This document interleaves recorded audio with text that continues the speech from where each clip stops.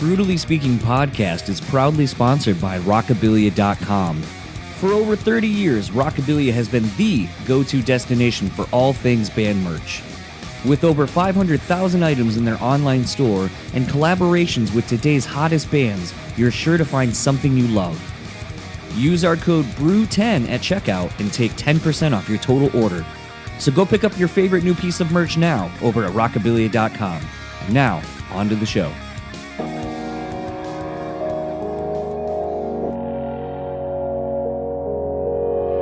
Say you have to have a lot of passion for what you're doing. This rings true because it's so hard that if you don't, any rational person would give up.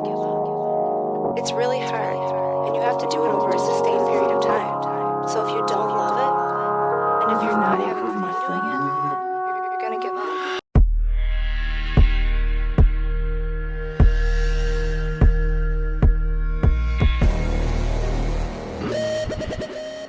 What's up, everybody? Welcome back to another episode of the BREWtally Speaking podcast. I am your host, John, and this episode's guest is the returning Brendan Murphy of Counterparts of End. This was a fun chat. I totally had like a dyslexic moment, as you'll hear, almost right out the gates.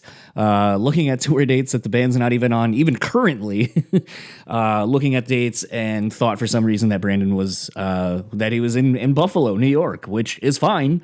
I know he doesn't live so far away that he can't just make a trip over the border and go down that way. But that's how things started off. And honestly, I've been having more of that. I don't know if it's something as I've just been getting older or what it is, but it's like in the last, I'd say maybe year-ish, I feel like things like that happen where it's like my job, for instance, you know, I make and pull inks at a screen printing place. And so I'm constantly looking at a screen for a digital tech pack to tell me what inks I need to pull for this job. And I swear to God, there are times I'll look at everything. I'll double make sure that everything's the numbers they're supposed to be. And then I'll get to an ink and I'm like, that ink it's not even here. And then look at other jobs and it's not with them. And then I'll go back to the tech pack and I swapped like the last two numbers around or something. And it's like, damn it. So it's been happening a lot more. I don't know if it's a thing that just happens in older age, but I'm here to tell you that Brendan and I made it through. We had a really great chat. Really like and enjoy talking to him. And this is the second time of having him on where basically we cut it off in the middle and then come back to finish out the chat because we're just enjoying, the conversation we're having. And it's one of those that, I think there's, this sounds so pretentious of me to say it even like this, but, I think I see a lot of myself sort of in Brendan and that I think that there's sort of the perception of who he is because of his online persona, for lack of a better term, like, self-admittedly kind of a troll and all that kind of stuff. But then it's like you have a conversation with him like this, or you hear a conversation like this, depending on if you hear him on some other podcasts and so forth. And it's a thing where you realize like or I should say for me, since that was the correlation, but it's like, I will squeeze a joke out of just about anything. Like a lot of people, especially if you listen like to the Bar podcast, cheap plug for the other show, you'll hear Chris or Rush when I'm thinking of something and a joke pops into my head. They're both like, oh, I can see your brain going. But I feel like that's sort of Brendan too. Like I feel like he's just someone whose brain's always going and it's just so many references or something that he's thinking of or whatever. And then, just to fucking get a rise out of someone, just to see the reactions people will give you.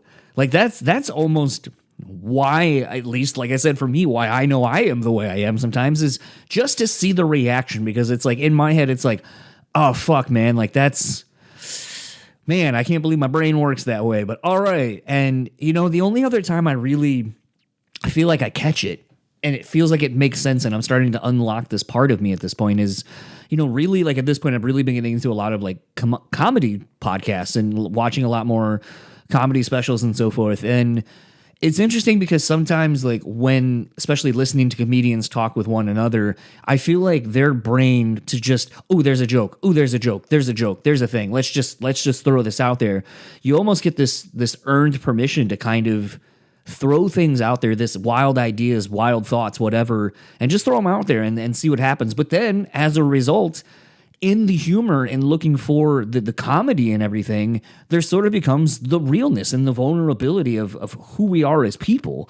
And I think that's where you kind of break down some walls, of other people, that then when they kind of are able to get through this sort of maybe abrasive outward, shell or whatever, that those that kind of are able to get through that are able to kind of find a really good person inside. And I know that sounds so awful to say it like that, but I've kind of been reminded of things like that, even recently in some other conversations in my personal life, where it's a thing where, I have a lot of people that are like, oh, I didn't think you liked me for the first little while of us hanging out.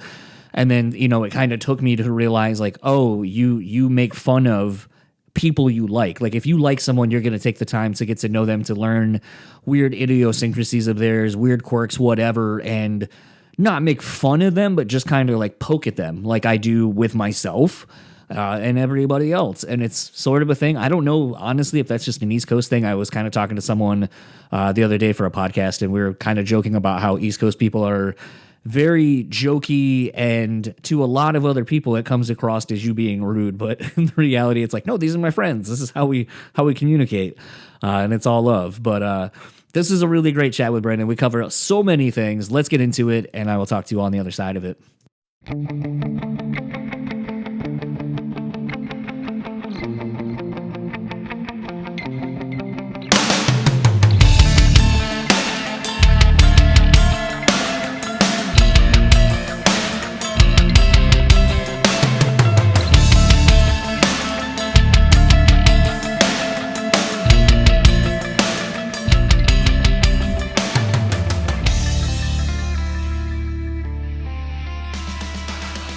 So, first of all, how was Buffalo last night? Because that's literally the last time I saw you. Was at Blissmas.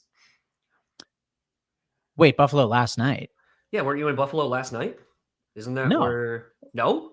Last night, no. I am retarded. Dude, I've been... Holy shit. This is actually... So I was playing Elden Ring last night.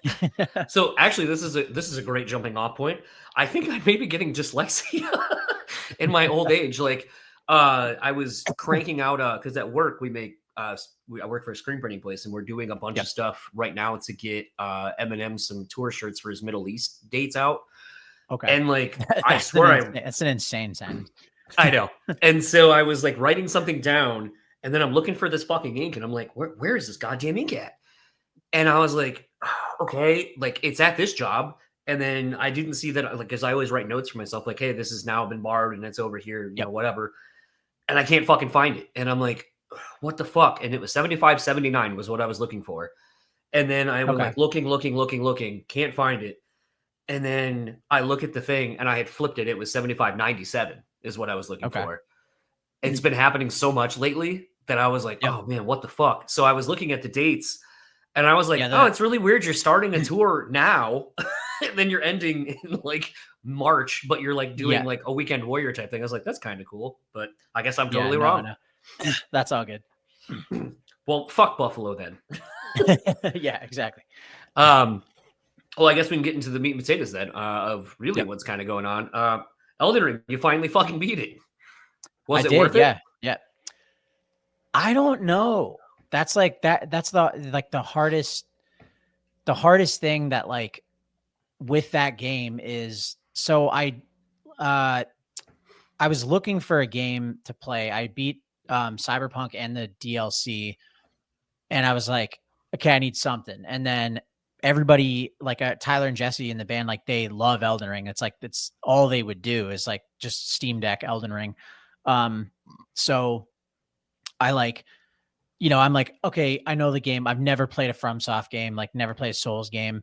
I'm like, all right, let's give this a shot. And I remember downloading it and I played for like maybe 20 minutes. Like I got past the tutorial and then got to, I can't remember what boss it is, but it's like the first one you see and it's like, he's way too overpowered. You can't beat him. And I'm like trying and I'm just like, fuck, like I can't.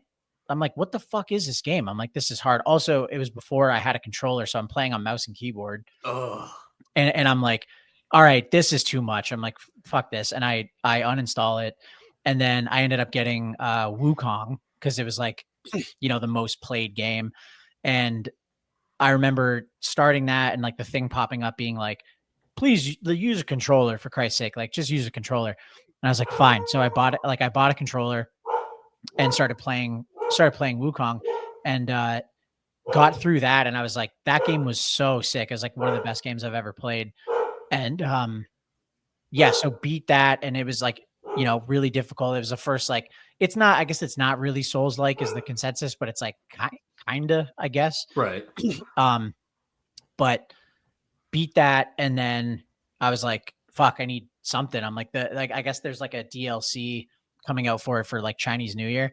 But that's like end of January. So I was like, I need something. And I'm like, maybe I'll give Elden Ring a try again. Did it. And just like, it took me a minute, but I did get like really into it. And it's when we were doing the video, actually, like for Martyr and No Lamb, we were in the hotel room. I had my ROG ally thing. And I'm like, okay, like, I'm going to do this. Like, you guys help me. And Tyler and Jesse were there sort of like coaching me a little bit. And then everything kind of started to click. And I was like, all right, I kind of get this game now. This makes sense. And then especially having beaten Wukong and bringing that over. And then the game's so hard. It just got me like, I was like, I don't know if this is fun. Like, I don't know if I'm like having fun, or if it's just like, no, I started it, I just have to beat it. And even after beating it, I'm like, I still don't really know if it is like, if I had fun, or if it was just like, this is just something that I do every single day from when I get up until I go to bed. So like, there's fun elements, and like beating a really hard boss is like the best. Like when it takes you days, it's like, it really is the best feeling, like finally beating them. But I don't know. I will say, like, I like hard games. Like, I like the challenge. I think what I didn't like about it was it is so open, and it is really confusing. So it's like, I would get lost a lot. And eventually I was like, fuck it. And I just started playing with the walkthrough on the other monitor. So cause I would like miss stuff. Like, I'm playing and it's like, oh, so-and-so died. And it's like, oh, well, if you want to get like, you have to do this with their quest line for someone else's quest line later in the game. And I'm just like, well, like, cool, thanks for fucking telling me. Like, I would have played that differently if I knew. So that was a little bit irritating. But yeah, by the end of the game, I think like I had gotten, like, I was decent at it. I remember like when we played the show in Florida with Knock Loose a little while ago, we were in the hotel, and I think it was like from 11 p.m. to like 3 a.m. I have the list. I'll find it on my phone. It was just like, I just went nuts, and it was just like all these like bosses I took out. So it was like in 4 hours I did the first Astel, Rykard, Fire Giant, beat Dung Eater, Okina, and Lady Tanith's Knight. And I remember Jesse was freaking out because Fire Giant was 2-second try. I got it. And then we told Tyler was in the other room. We told him the next day, and he was like, 2 tries, like, what the fuck? But he's like, you're overpowered. I'm like, I'm literally underpowered. Like, it said, it's saying like, oh, fight him at like level 115. I'm like, I'm level 100. Like, I'm underpowered here. Either way, I'm getting off topic, but I still don't know. I have the DLC. I just started it. But yeah, I think it's a fun game. It's definitely takes up a lot of my time. So I like that. So I'm not just like sitting at home bored, but yeah, like it's good. I don't regret playing it. I absolutely, without question, got my money's worth, like it was like $100 for the game and the DLC. And like I main game, I put in 115 hours. So it's like, all right, like basically paying $1 an hour to be occupied. So I'm not just sitting around bored. So worth it, I would say. Fun. I don't know. That whatever game I play next, I think I'm like, I want a game where I don't need a walkthrough. It's very linear and straightforward. I don't want a game where I can miss a bunch of shit and never get it back till New Game Plus. Yeah, I want to play something dumb next. I think I need a break after that. Well, I was gonna say, it's kind of funny because like, so I foot surgery a couple months ago, and so I had a lot of downtime. And so I was kind of like, let's play some other shit I haven't played in a while, games that I don't typically play. So I started like on Xbox, was looking at games that were like not 3 or AAA titles, but were like rated real high. And then I was kind of like looking at like the reviews, like I was able to get through this in like 6 hours. And I was like, all right, that's a quick, easy day. Like get through a game. Kind of played a few that were kind of fun. But sort of the same thing. Like they kind of just ended. Like I played what essentially was like the beginning to Limbo. If you remember that game, like side scroller kind of game. Don't really do a whole lot. You just kind of black and white kind of one. You're like the kid. Yeah. Yeah, I remember that. I played like the first one of that before because I had played the other one first. And then I had decided, because I was like, they've been remaking all these Resident Evil games. Like they look really cool now. So fuck it. Like, let's go back through because I'm up late at night anyway. So I downloaded the Resident Evil 2 remake, and there were I remember like back in the day, it's like, oh, if you can get through the whole thing, you go to the side of the police station, don't fire a single round, don't pick up anything. Yeah. You can get something right away that's like an unlockable. So I do all that shit, and I'm kind of like, I can't believe I remember all these stupid things. Yeah. I couldn't even get past, like, as soon as you get into the police station and you can get a fucking gun, I couldn't even get past that because, like, the way you move in this game now with it being updated is so different from how it used to be. So I'm like, absolutely, well, before you just kind of like point your gun in this direction and fire and you're going to hit something. And it'll go, Now it's like there's like Doom or something. Yeah. And I was like, dude, this shit sucks. And it just kept dying in the very beginning. I was like, man, fuck this game. I'm deleting it. I already know how it ends. It's whatever.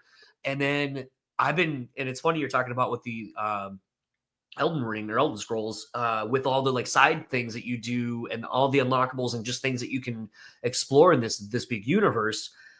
I'm finding myself getting ready to re-download Red Dead Redemption 2 because like I was playing it when it first came out. That's on my list. I got to the point, sort of spoilers, but if you've already played the first one, then it's not. I'm getting into it too, but yeah, I was gonna say I basically got to the point that sets up everything to go into the first one, and I was like, oh, well, I already know all this now. Yeah, kind of. So then happens. I just kind of like lost interest. And then I've been seeing like, the great thing of algorithm, even though I don't follow any of this shit, it's been putting it in my face all the time, where it's like, I found this thing way the fuck in the map, like way somewhere. Yep. And I'm like, oh, I want to go do that. So like now I'm like getting back into some of these like long ass games, but I'm also trying to finish Far Cry 6, Miles Morales. And then I still have my copy of Cyberpunk that I never opened because I heard it was such garbage that I was like, I'm not even going to bother. It wasn't the best. I remember I got it as somebody gifted it to me in our like the Discord we had over like quarantine where everybody would play games and stuff.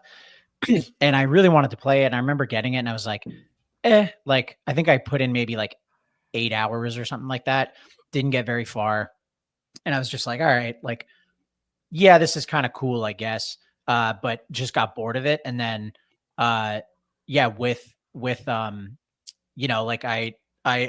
we just had a lot of downtime this year and I was like, fuck it. I'm picking up games again. And I re-downloaded it. It's like, it's all fixed now. Like, is it? I remember everybody saying that it was like buggy and kind of shot when it first came out. I don't remember like nothing stands out in terms of like it.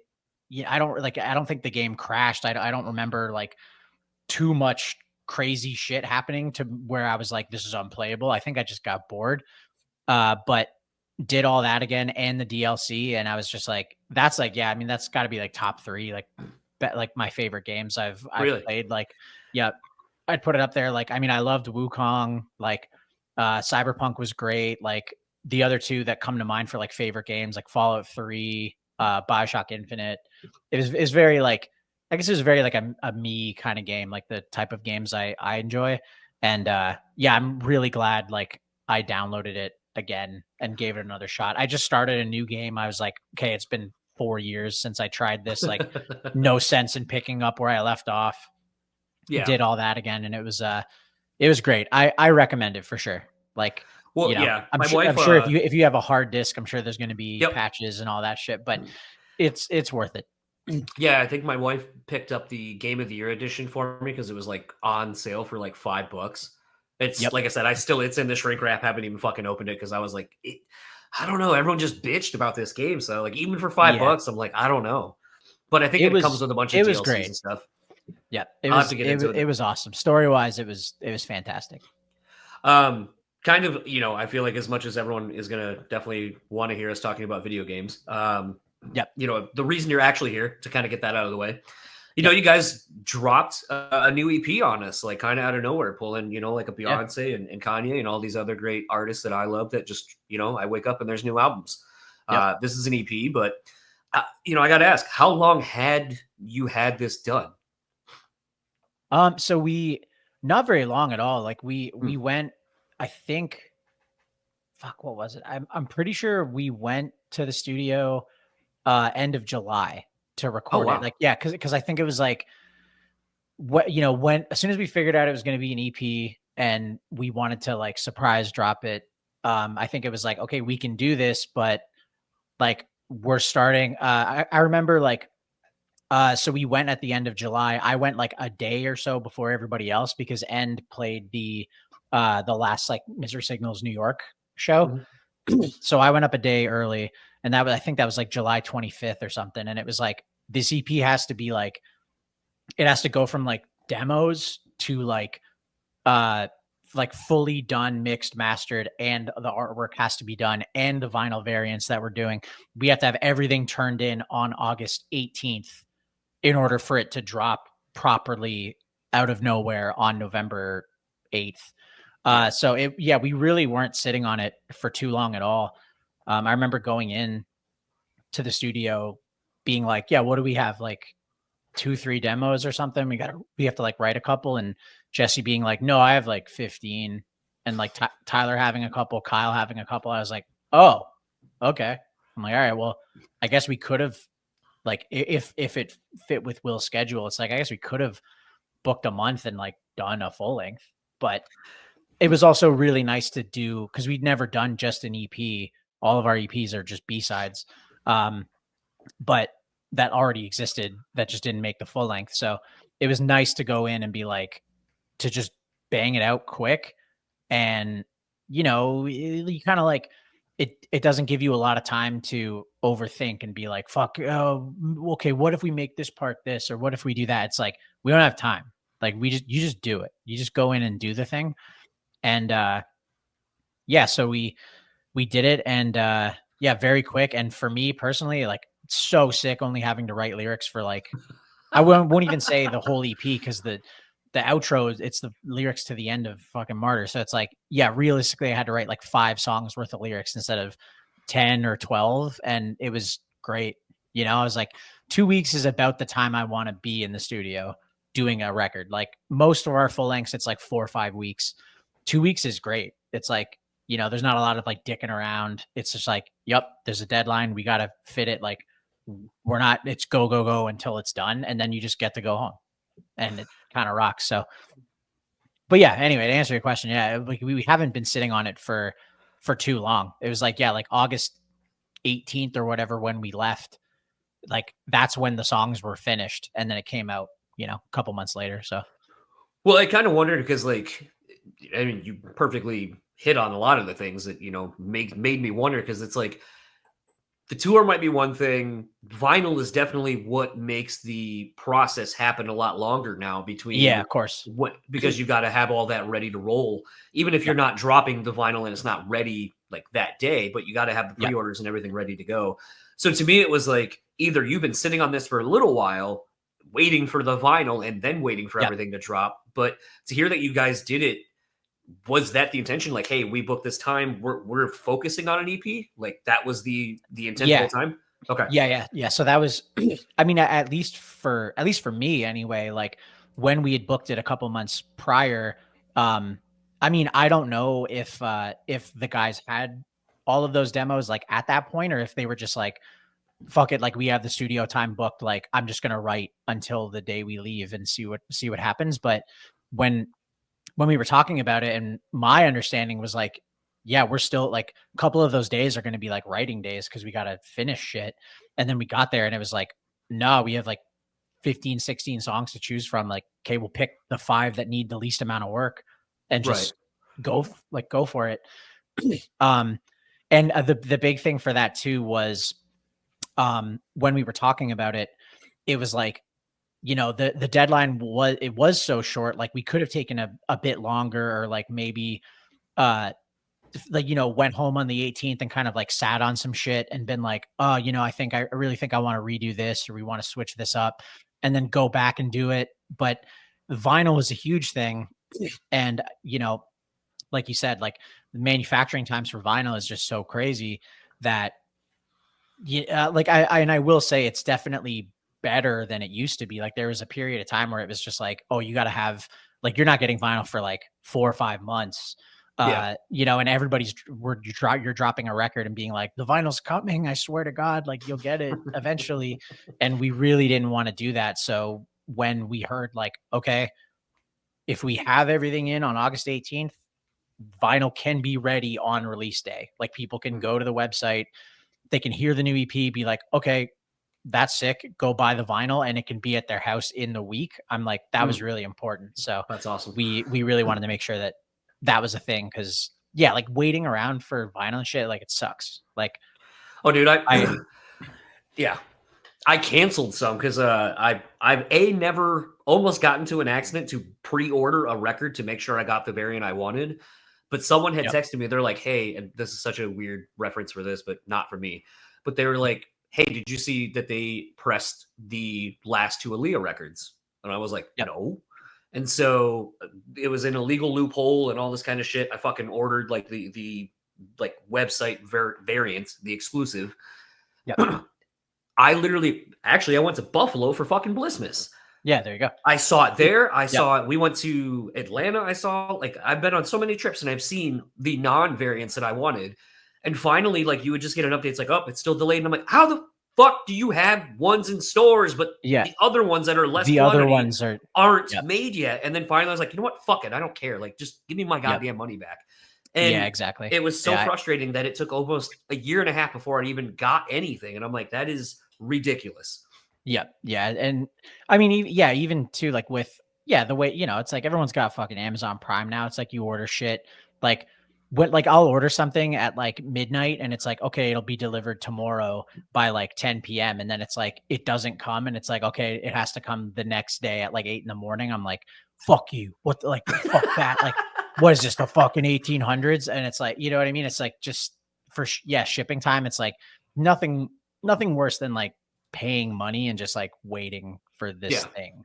You know what I mean? And especially when it takes that long, you know what I mean? It's just like, and you're seeing it other places and you're just like, why did I buy it online? Like I could have just went to a store and got it. Like, why did I even bother paying for this stupid thing? And you got to wait for the mail. But I think the other big one like that was I bought the Kendrick Lamar Untitled album that he did, of like all of his Untitled series.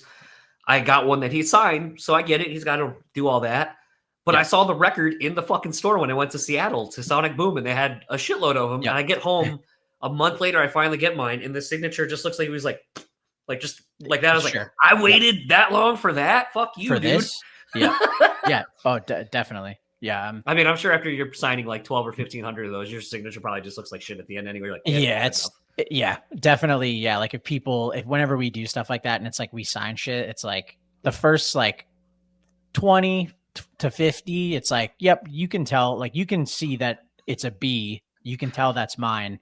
And then, by the end of it, I'm just like, oh God, like, I'm like, fuck it. Can we get a stamp or something? Or the like Krusty in The Simpsons with the back of the check, like, just like, you know, that's it's tough. But I mean, you know, I at least I will say, for the record, I at least try to make it so the B is legible. Right. The Murphy, I mean, that doesn't, it could be any fucking word, but at least the B's there, you know? No, but so the other thing about this record to me, and it's kind of interesting that I didn't know this, that it was kind of written in such a quick, written and recorded in such a quick capacity, but even listening to it, it feels very urgent. Like it had to come out. Like you guys are playing this, like we got like, yes, literally we only have this amount of time and it's got to get done. But beyond that, the songs I think are really good, but I was just kind of like, man, this feels like you guys had to get this the fuck out of you. So I had wondered initially how much of this was because and correct me if I'm wrong, this feels kind of like a counterpart, no pun intended, to Heaven, or sorry, not 11 Have Died, but a eulogy for those still alive. Is that accurate that this is kind of a follow up to that in sort of? Yeah, I think lyrically, like 100%. Yeah, like the lyrics are like just directly like they pick up where eulogy ended and bring everybody to the present. Musically, like I guess like the like similarities and stuff too, but it's like, you know, we've been a band for so long and there's so many releases where it's just kind of like, you know, at this point in our career, we kind of know like what works and what doesn't and what we do that people are going to like. And maybe they might not like it the best, but it's like when we were doing this EP, we were all kind of like, you know, we got into this thing where it was like, we haven't toured too much this year, but for one-off shows and other things, it was like, you know, we're all trying to come up with like a set list and everything. And it's like, yeah, I mean, we can do these like kind of deep cuts from the record that are, you know, probably some people's favorite songs and are really cool and shit. But for the most part, it's like, what does the best live? Like, what is the most fun to play and gets the biggest reaction from the crowd? And it's like the heavy ones, like the one heavy song from every record, like really heavy one where it's like, you know, we do Choke or Thieves or something, or Your Own Knife, like one of those. And it's like, you know, it's like, they might not be like from a listening standpoint, like jamming the record, it might not be people's favorite, but it certainly like looks and feels like it's their favorite when we play those ones live. And I think that just because we've done more support, like we did more support tours this year, and it was like you know, the last couple tours we've done it was like the Devil Wears Prada, Fit for a King, like we were support for those. And then the Euro festivals in the summer. And it's like, when you're not when you're headlining, it's like, yeah, do your deep cuts, do your shit, do something that you don't play too often, because like you're headlining, they're your fans coming out. Right. But, you know, when you're playing to people that for the most part, like probably don't know you, like they're there for the headlining band, your goal or like or I guess maybe it's like at the end of the day, no, it's like if we play and it's Devil Wears Prada and Fit for a King are headlining and kids are like, I didn't like that, I'm like, well, kiss my ass. Like, I don't give a shit. You know what I mean? But yeah, for the most part, your job is like, you're appealing to new kids. You're trying to like make them fans of your band. So I think we were talking about that and it was just like, yeah, when we're playing to new people, the heavy shit just goes the hardest. It just pops the hardest. It makes the set better. It's more fun for people watching. It's more fun for us. And we all just kind of were like, I want more of that. Like, I want, like, it's like, we have so many albums worth of stuff where it's like, this is for like the guitar nerd kid in the crowd who's like not moshing and is like, oh fuck, like, you know, this part's like actually insane on guitar. But for the people who don't know us and are just like, I'm here to move around, like I just want to have fun at a show. Yeah, the heavy shit, it's like night and day. So we were like, well, what if instead of doing a couple songs per record that are like that, we just do an EP and it's just heavy from start to finish. And it's just, here you go, like, here's Ass Beaters front to back, enjoy. And everyone was like, yeah, let's try it. Let's give it a shot. And then that's how when we went into the studio doing it, and we took that approach to like with the demos we had, and even some that like we had that didn't make the record. It was like, you know, one of Jesse's 15 demos. It was like, yeah, I wrote that one before we wanted to try the really heavy thing. So like maybe we save that for a full length because it's more like melodic, like Counterparts is. But yeah, for the EP, like these are the heaviest ones, and just focusing on that. And and then that just kind of took over. Like we let that kind of dictate how the EP went, you know, like how it was created. And I think it worked for sure. I think it definitely added to the surprise element of the drop, like it being like, not only did the EP drop out of nowhere with no warning or foreshadowing or anything. It's like, oh, and it's also the heaviest thing we've ever done. I think it was like, that was like a 1-2 punch, and it just really turned a lot of heads, and which is exactly what we were going for, because I don't think, like, when I think about Counterparts, like, historically, I don't think we're like a urgent band. Like, whether it's we put out new music or we announce a tour or we do anything, it's like there never really was any sense of urgency with the band. It was always like, oh yeah, Counterparts are doing a headliner, like, yeah, I'll probably go. Yeah, like, I'll just get a ticket like a week before. And with this, it was like, we have to change that up, and everything's got to be fucking go right now. Don't fucking miss it. And it's like paid off. You know what I mean? Even when I see that we announced the tour fucking last week, and I look at the ticket counts for that, and it's like, that's already like more pre-sales than total attended the last time we played that city, you know, in a lot of them. And it's just like, it worked. Like, it fucking worked. Like, we finally got our, like, nope, right now, motherfucker, like, this is happening. Like, you cannot wait. You can't afford to wait. You might miss something. And we finally like got that reaction that we've been looking for. And yeah, surprise. The surprise drop was my idea, and I'll take full fucking credit for that. For sure. But yeah, it worked, and I'm really stoked on it. I think the thing that gets interesting about like a lot of what you're saying is sort of what I feel like those, and I hate to say it like this because it makes me sound like I'm kind of shitting on everything, but I love shitting on it. I know. So I feel like before the pandemic, we just saw so much oversaturation of people play, like RIP to this band, but it's like, you know, Every Time I Die is a great example. Okay, they're hitting an A market, then they're hitting a B market, then maybe they're doing a support tour, but you know you're probably going to get 4 times to see that band a year, once a quarter roughly. So if you don't see this one, that's fine. I'll catch the headliner, or I'll catch you know, whatever.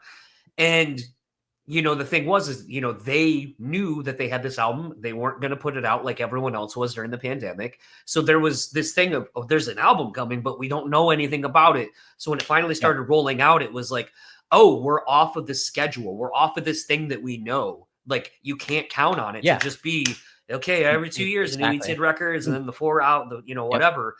So it just kind of became this thing that it's like, you know, I feel like right now, post-pandemic, kind of right when everything started getting better, it was like, okay, everyone's fucking hitting the road. So now you're oversaturated. Like, now you have too many people out at once to where like you don't have the money to go see everything because you're competing. Literally, some nights might, like, you know, here in Grand Rapids, it's like you guys might be playing Pyramid Scheme. Someone might be playing Intersection. Someone might be playing 20 Monroe.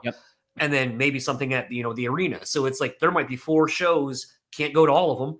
Yeah, so you kind of got to pick one. And if your band is the one that stands out, and it's like, oh, like, you know, if there is a sense of urgency tied to your band, like, that might be, you know, like, that might be the deciding factor for a lot of people. Like, you know, if they have 4 shows to choose from in a week's time, and there's this buzz and this like urgent feeling about one specific band, like, that could, and oftentimes is, like, the factor that sways people in a certain direction. And it's like, you know, and like I said before, we've never had that. Like, we've, similar to what you were saying, it was always like, yep, like every couple years they put out a record, and then, you know, they usually do like a headline tour every other year, and then the next year they do a couple supports and stuff. And it's like, yeah, so everyone's just like, oh, well, you know, I guess I don't, like, I'll just see them next time. Like, they'll always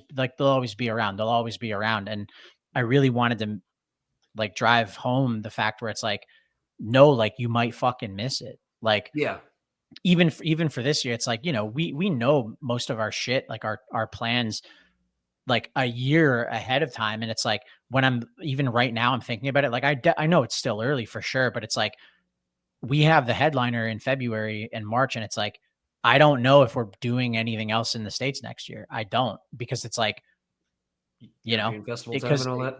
Like, yeah, I mean, yeah, and it's like probably. I mean, we did them last year, so maybe. Usually, you kind of alternate, but yeah, like, you know, when I'm like, I wanted it to be this thing. I wanted a new release to get people excited, and I wanted people to be like, okay, our headliner, like we're doing the biggest fucking rooms we've ever tried. Like, you know, Toronto, it's like the first day of tour.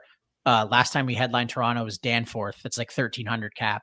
We're trying history. That's 1,000 more people. Like as far as venue size goes, it's like I'm fucking terrified. Like that's scary. But I'm like, we just can't like give people the option to be like, no, like I'm sure they'll play here. Like I'll be able to see them again this year. And it's like, yo, you might not. Like I don't know for sure, but like as it stands right now, like if you live in Toronto, like you're probably only getting that show next year. You know what I mean? Like for us anyway. So it's like, that was a really important thing to sort of be like, hey, we've been around forever.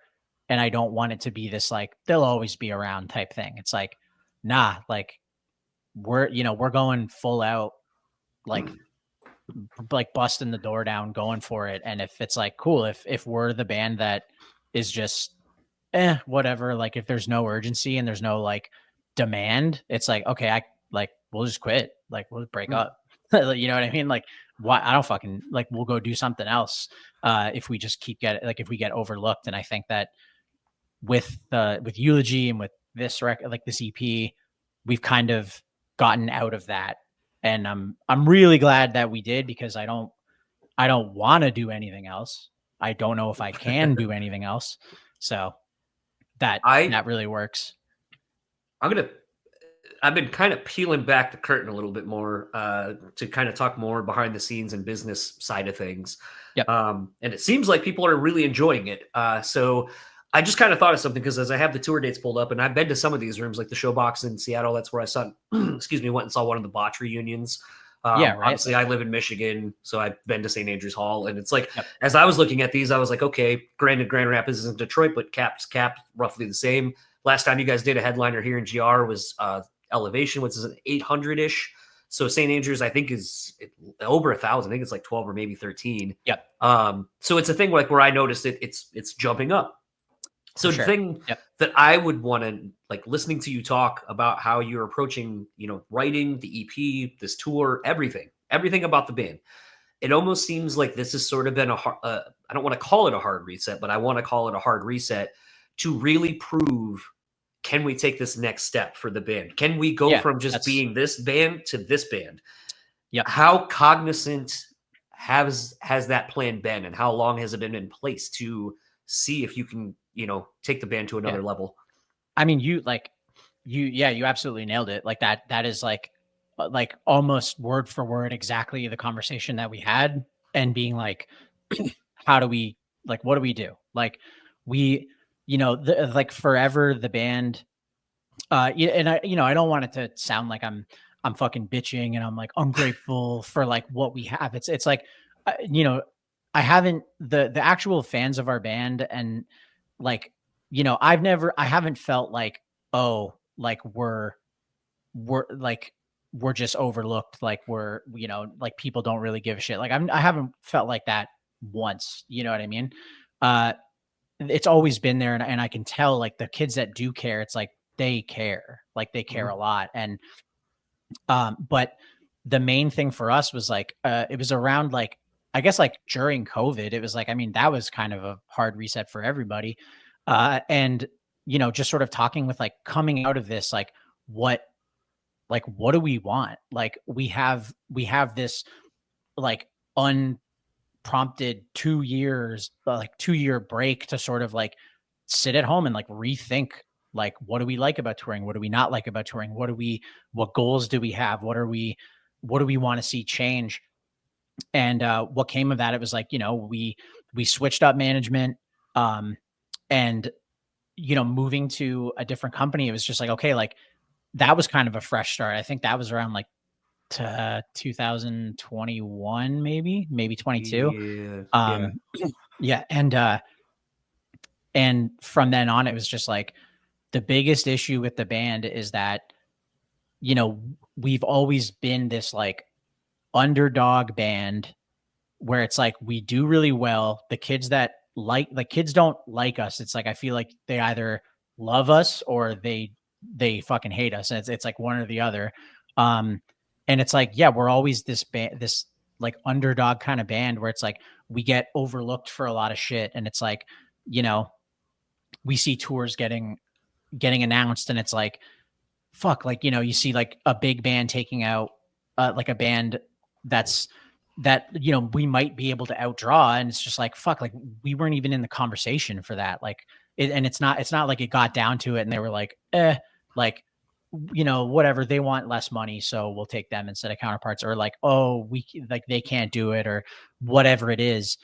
It was just like we just weren't even in the conversation. We like nobody, we were an afterthought for everything. And, you know, we would get these, like, specifically in Europe, it's like, you know, we'd been there, we've been going for like 10 years, and it's like we're getting these festival offers, and it's like, you know, oh yeah, like €1,000 to like play this fest, and it's just like, what? It's like, what? Like, you know, it's like that, like, I don't know. I mean, again, yeah, for some people it's like that's crazy. You know, that's an insane amount of money, but it's just like, what are we doing? Like, we're not growing. We keep getting, like, we've shown multiple times, like through record sales, through headliners, and actually it's like the proof has always been there to be like, this is what we're worth, but we just never like got it. You know what I mean? We were always, it's like, oh, Counterparts is worth 1,000 kids in this city, and it's like, like, yeah, okay, like $500 like offer for like a fest, and it's just like, bro, like we headlined and sold out a venue there, like the venue that the fest is in is only 500 more people. It's like, that's it. And so it was really frustrating for us, and we kind of, you know, collectively we were all just like, why aren't we viewed as the band that we are? Like the size, the reaction, you know, it was just like, what is holding us back from that?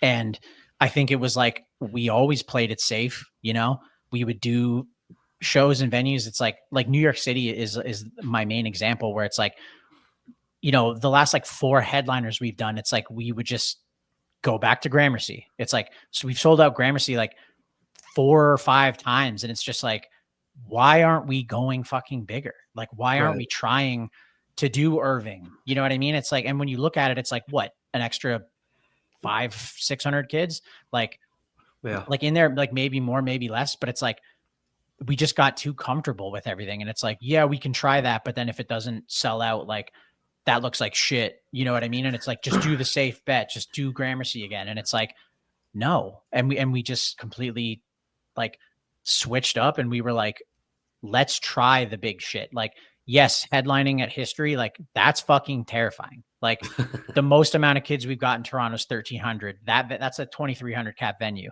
Anaheim, like the most, you know, it's like Pomona, I guess, most amount of people on a headliner is 900. Like, okay, try Anaheim House of Blues. That's another 2,300 cap venue. It's like, I'm fucking scared for sure.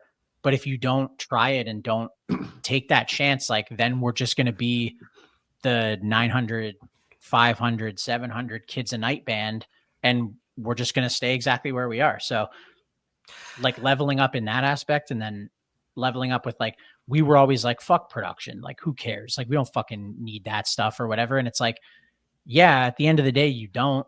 The songs are still the songs, whether or not you have fire or fucking lights or you know, fucking anything, you know what I mean? But you know what makes you look like a way fucking bigger band is when you do shit like that, and you take the chances and you spend money. Like, you know, us doing lights, it's like for our last headliner, it was barely anything. It was a very small light package, but it's like, okay, we're doing this, and now everybody, their tour payout is going to be $2,000 less. And we're all like, fuck, like, all right, they better be fucking worth it. And then you like see photos and videos of the show, and just the perception of the band changing. And it's like, oh, okay, I don't give a shit about $2,000 anymore. It's like, now we're doing this, and it's like, okay, the light show for the headliner and whatever we're doing, it's like, yeah, it's probably going to be triple what we paid for on the headliner. And we're all just like, oh, that's it. We don't want to spend more. It's like, you know, but I mean, like, it's been crazy to me, because like I've said this so many times on the show, where it's like, you know, I used to book shows, so like I see how the sausage is made. I can't unthink about numbers and all the things that go to it. So it's like, a lot of times when I watch a show now, I'm kind of looking at all that going like, I wonder how much that light package cost. Are they sharing it with somebody else to cut down costs, make everyone, you know, all these things. But it's like, you look at a band. I remember one of the first I remember really seeing it. A Day to Remember back in the day was one of the first bands that I saw kind of like starting to break. And then it was like they started reinvesting into their stage show, a different stage show for everything. And then it was like, well, what are they going to have on this tour? Then you look at bands like Knock Loose, or, you know, like, you know, they have reinvested. And to see all these bands, and it's like they kind of did that thing where it's like there becomes a point where you have to reinvest in yourself to give someone something different to keep them coming back. And to me, it's like all the bands that take that next step and get to that next level, those are the things they're doing. So when you see other bands kind of sitting on their hands going like, oh, I wish we would have gotten that. And it's like, what did you do to show that you wanted it? And I feel like that's the thing. Yeah. When I see this tour, like when I saw the Admet come out, when I checked out the EP, when I kind of have been seeing things, it's like something changed within all of you. Yeah. And sure. I didn't know if that was just me projecting all this shit onto the nameless like Counterparts Admet I see and everything. But I mean, no, I mean, shit, even today, like looking at the DSP for Apple, your background thing with the flames and shit, I'm like, that might be the coolest fucking one I've ever seen. Yeah, it's you know, and it's like my main thing is like it doesn't always have to be this like big grand like holy shit change either. You know, it's like just little things, like just like little things in the way, like, you know, it's tough to think of examples off the top of my head, but like little things that don't cost $1 million, you know, like just I guess like changing your perspective, or like approaching things in a different way and just doing things like a little bit differently. It's like, you know, whatever, we can do one thing and it's like, oh, like whatever. Yeah, we pay $1 million and we have like fire on stage now. And it's like, you could do that, or you could do like a bunch of small things that don't cost a lot of money, and the perception of the band will still change. And yeah, and I think that is definitely something that we like struggled with. And it's like, we kind of shot ourselves in the foot by always playing it safe, you know, like for so many years. And, you know, whether or not it's like our fault or management or label, whatever, it's like, it's all working together. Like we got too comfortable. And now like moving forward, it's like, let's be uncomfortable. Let's be urgent. Like, let's stand out, you know, like I said, the people that love us, like we don't even really have to convince them anymore. They like, as long as we keep putting out good music, like they're gonna like us. Right. And, you know, and it's like, but that is such a small percentage of heavy music fans. And it's like at some time, like it's, as much as it sucks, it's like, you got to play the fucking game. Like you got to, you know, you got to just go for it. And then it's like, whatever. And like, I make jokes about it all the time. I'm just like, oh, this headliner, it's like, cool. If we're in a 2,300 cap venue and there's 1,000 kids, like I quit, you know, but it's like, you got to take that. Like, I probably won't, but it's like, you got to, sometimes you like coming from, I love gambling. Like I fucking love to gamble. And it's like, you know, yes, it's really scary because this is my career. This is my whole life. Like if this goes away, I don't know what I've got, but like, sometimes you just gotta be like, right. It's like, you just gotta be, you gotta take a chance sometimes, and you gotta just fucking go for it. And that's where we're at now. And it's just like, yeah, like nothing is like too fucking out there for us. It's just like, cool. Like if it's possible and within reason and like budget and whatever, it's like, let's just fucking try it. Let's try everything that we've always wanted to. And we've just been like, like, oh, that's too much work. Like it's going to be too much work setting that up every day. And it's like, yo, whatever. Everyone's going to have to dedicate a fucking hour to like plugging in our light show ourselves, because we don't want to hire a light person. And it's like, we just got to be on the fucking ball. Everybody's got to be going 100. And I think that's where we're at now. And you like, even though the record's been out, like EP's been out, what, 2 weeks? It's like, there's already a shift. There's already a change. I see it with like the fucking streams, the reaction, like the tour, like the ticket count updates. It's like, usually I don't even open those in my email until the day before the tour to like see where we're at. And it's like, I'm getting them now and looking at them and I'm just like, oh, these big scary venues. I'm like, oh, whatever. Like, I'm not like, it's like, oh, cool. There's more than 1,000 sold. So I guess I'm not quitting. Like, it's like, you know, you kind of like, I feel at ease with it. And it's like, fuck, it like paid off. The only thing I regret now is like not having this conversation and doing it sooner.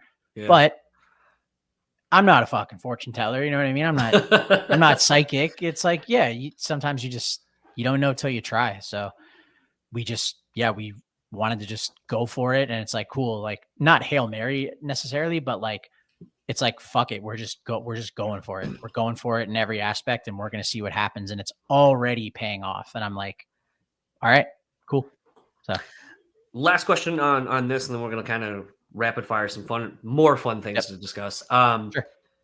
Has that correlated what we've just been talking about, kind of wanting more, doing more, you know, kind of even challenging yourself and kind of seeing what can happen? Has that manifested anywhere else for you personally since kind of doing this with the band? Yeah, absolutely. Yeah. I think like, you know, it started with the band, like with the band. And then I guess sort of seeing that like almost immediate return on just like how much you can get out of shit. And like, I guess like the reward you get from just being present. It's like, you can align that with like other aspects, you know what I mean? And it's like, I think the big one for me is like before the EP, like, you know, when we got home from Europe, and it's like, you know, it's a Euro tour. We're usually not in the best, like mindset when we're on those, especially in the summer, cause they fucking think AC makes them sick or whatever. But like coming home from that, the big one for me was like, I was like, okay, like I stopped drinking.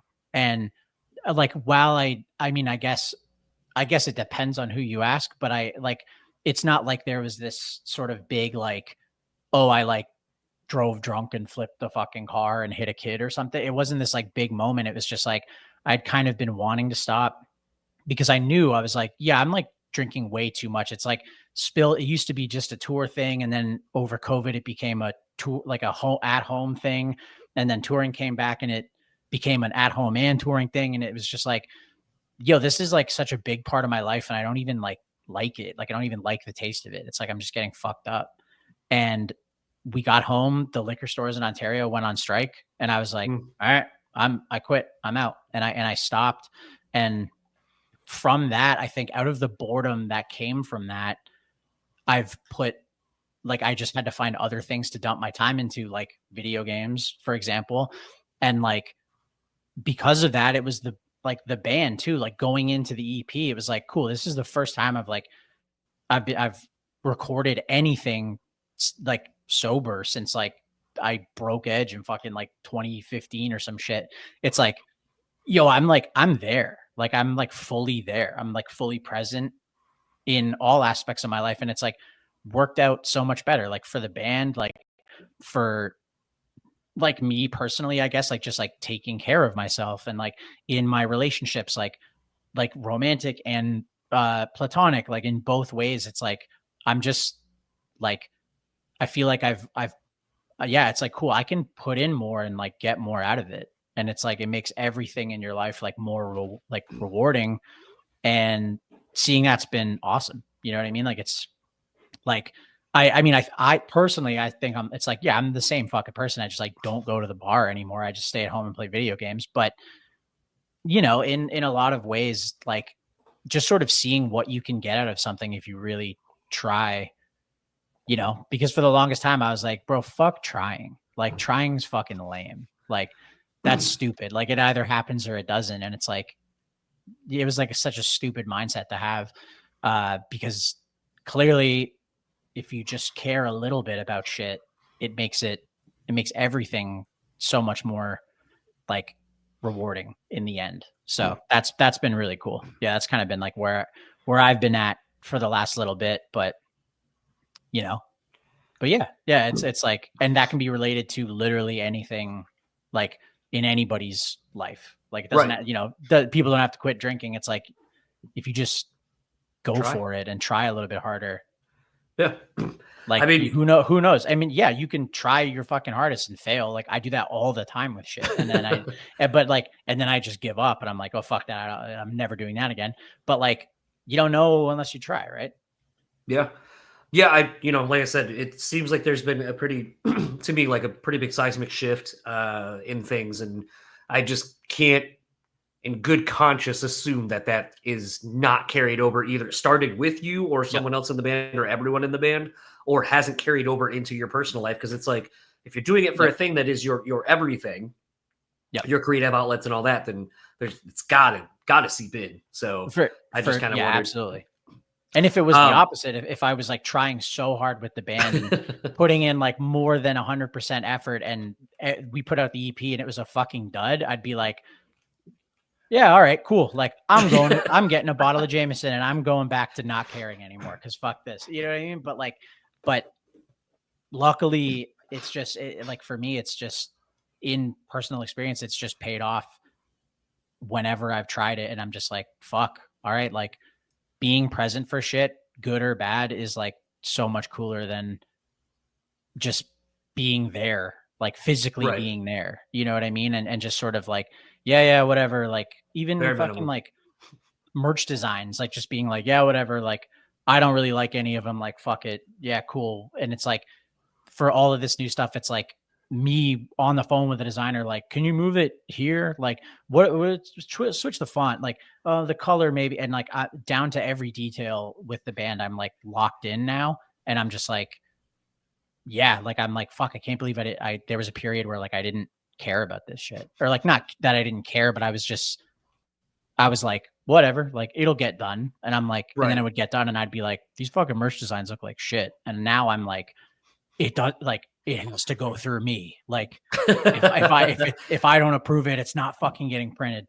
And while that can be bad in some ways for sure, it's a hell of a lot cooler. And I think it makes people can tell. And I think it makes them like the shit more because they're like, yeah, this stuff rocks. It's at least cohesive.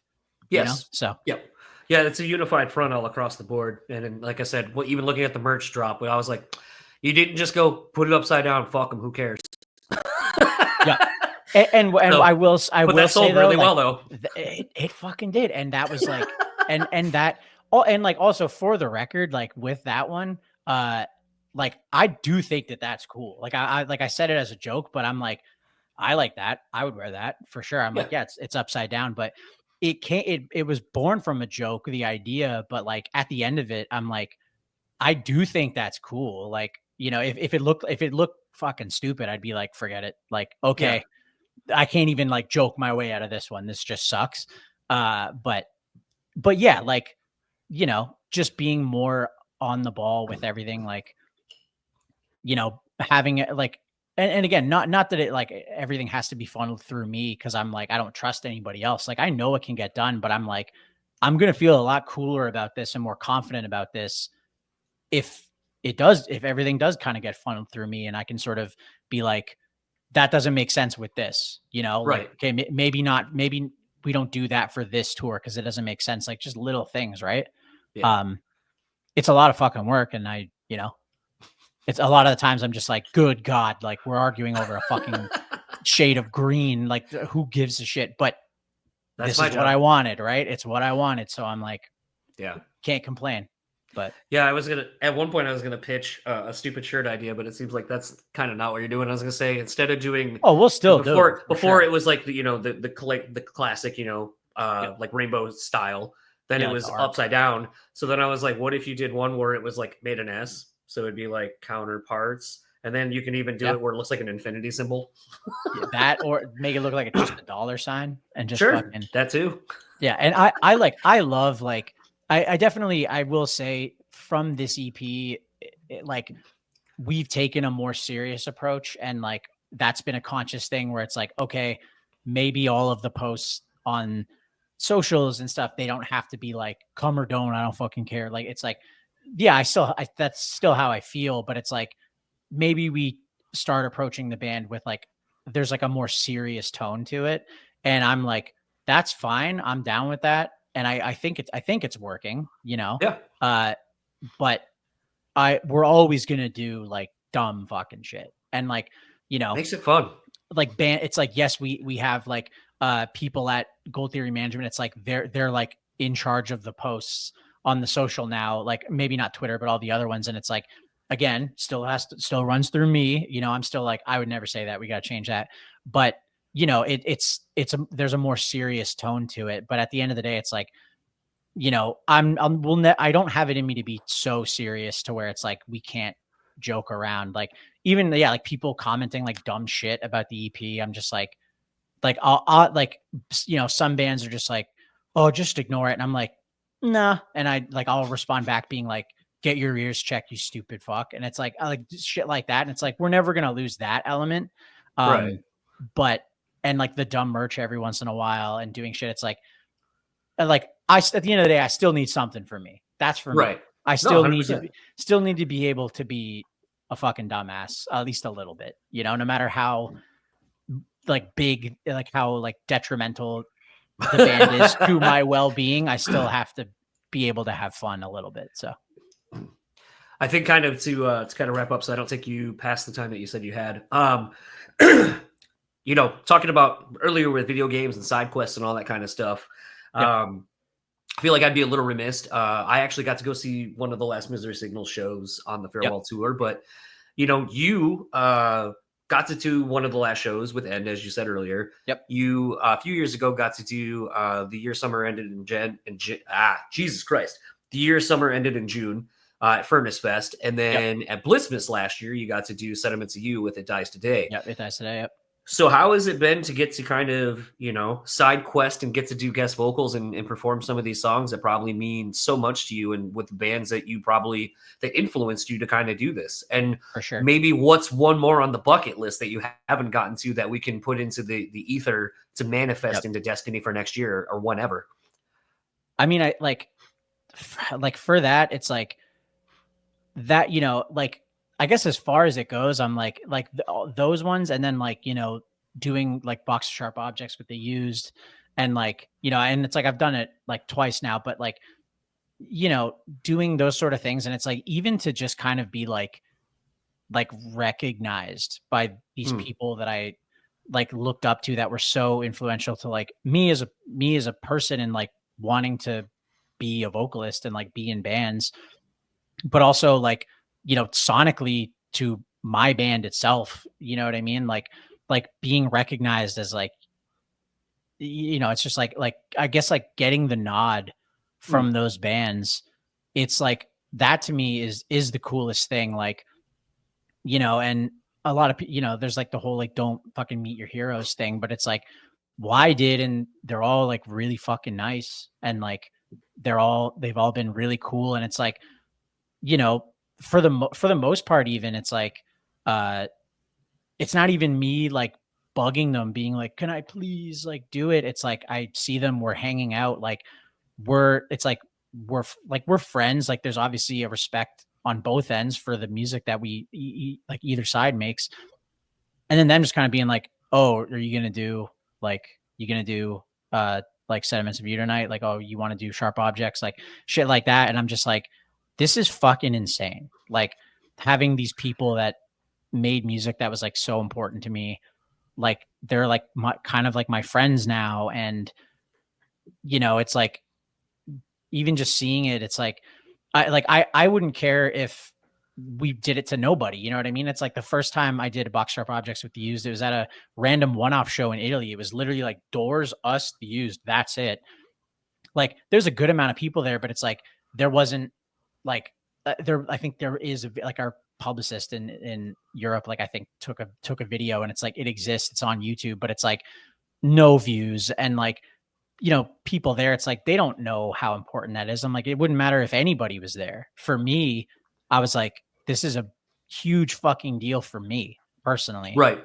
And that's like the coolest part about doing this. It's like, yes, I'm at a point now where it's like, I do Counterparts and it's like, you know, yeah, whatever. Like I'm not fucking rich. Like look at my fucking bedroom. You know what I mean? It's like, I'm not rich, but like I'm good. Like I don't have to have another job. It's like, I'm just doing this. And it's like, while that is all well and good, like the coolest part about doing this is the fact that like, is like when things kind of come full circle like that. And it's just like the fucking, you know, the, like, if you could go back in time and it's like me and Jesse watching the used like Maybe Memories DVD at my parents' house and just being like, this is all I want to do for a living. And like, if I could go back and tell myself like, yeah, you're going to do this, but also like, you're gonna get to know Bert and the other guys. And like, you're going to do a box of sharp objects. Like one of the reasons why you started screaming, like you're going to do that with them live. Like Bert's going to fucking send you voice notes of him singing happy birthday on your birthday. It's like, what the fuck? You know what I mean? It's like, that to me is like, yeah, that's the coolest part about being in this band, like doing music, is like when it all comes full circle like that. It's just like, that's the time when you're like, I think I made the right call.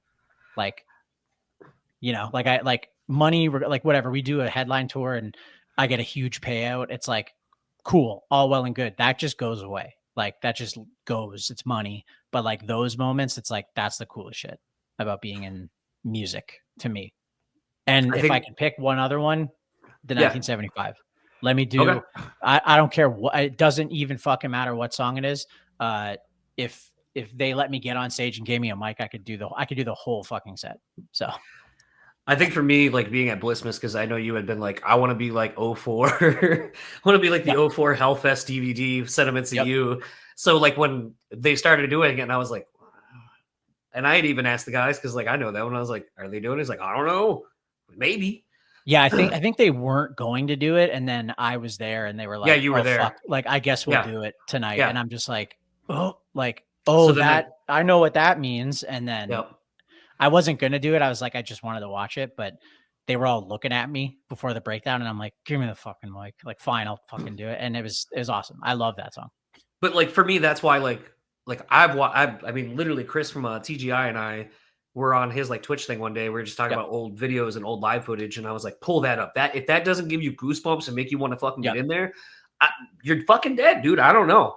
And so like to have that memory so viscerally attached to that specific song and to know that you were going to come out, I was like, I got to film it at least for you. Like, cause you can't see it the way we're seeing it. So I was like, whatever. And then to see everyone like the internet go crazy, like an hour or two later, I was like, cool. People do give a fuck. This is awesome. Yeah, it is really cool. I mean, for the most part, whenever I do those, like I just imagine I like walk out, grab the mic, and everyone in the crowd's like, "Who's that?" You know, like I feel like for the most part, like, and I'm sure like 80% of people, they're like, "Who the fuck was that guy?" Like, or you know, like my hair in front of my face, they're like, "Who is that chick?" But you know what I mean? But you know, for the people that like get it, like the year Summer Ended in June, like doing that, it's like. At Furnace, because Misery Signals couldn't make it, but a couple members were there. It's like I had so many people coming up to me being like, that must feel fucking incredible. And I'm like, it does. And it's like really cool that while it is just like, you know, if I had like, I was kind of into Misery Signals, and it's like, yeah, I know the words, like, let me just fucking Google it or something. And I like, I'll do it. Like, it's still a cool thing, but just people knowing like how fucking cool that is to me specifically, it's like, that's awesome, you know. Well, and that song and what that means to that band. Exactly. And it's like, and like that song means so much to the band. And then like, because of that song, that's like why Counterparts sounds the way we do. And it's like, so it also means a lot to me. And it's just like, you know, it's just, again, full circle. It's just all in one. And that's the coolest shit about Counterparts to me anyway.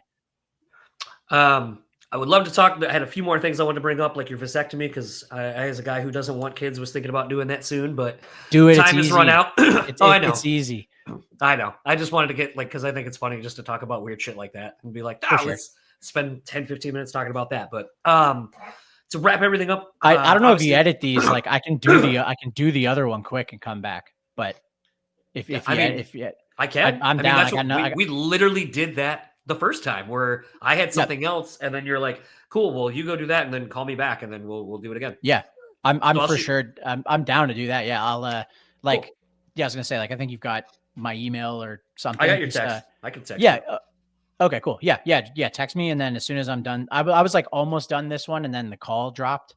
Yeah. So, and I was like, it's like a couple minutes before my next one anyway, but Nope, I'll go you're good. back, wrap that one up, and then wrap this one up. Yeah. I'm down. I got Yeah. fuck all to do today. So I don't I'm either. I into just it. got to walk my dog, who's right here right now, and then Yeah, for sure. here right now because I'm not there you walking go. her. Yeah. Yeah. So Good. I'll go Yeah, walk her, and take then her for a we'll walk, and I'll be back. yeah, we'll do that. I'll shoot you a link. Cool.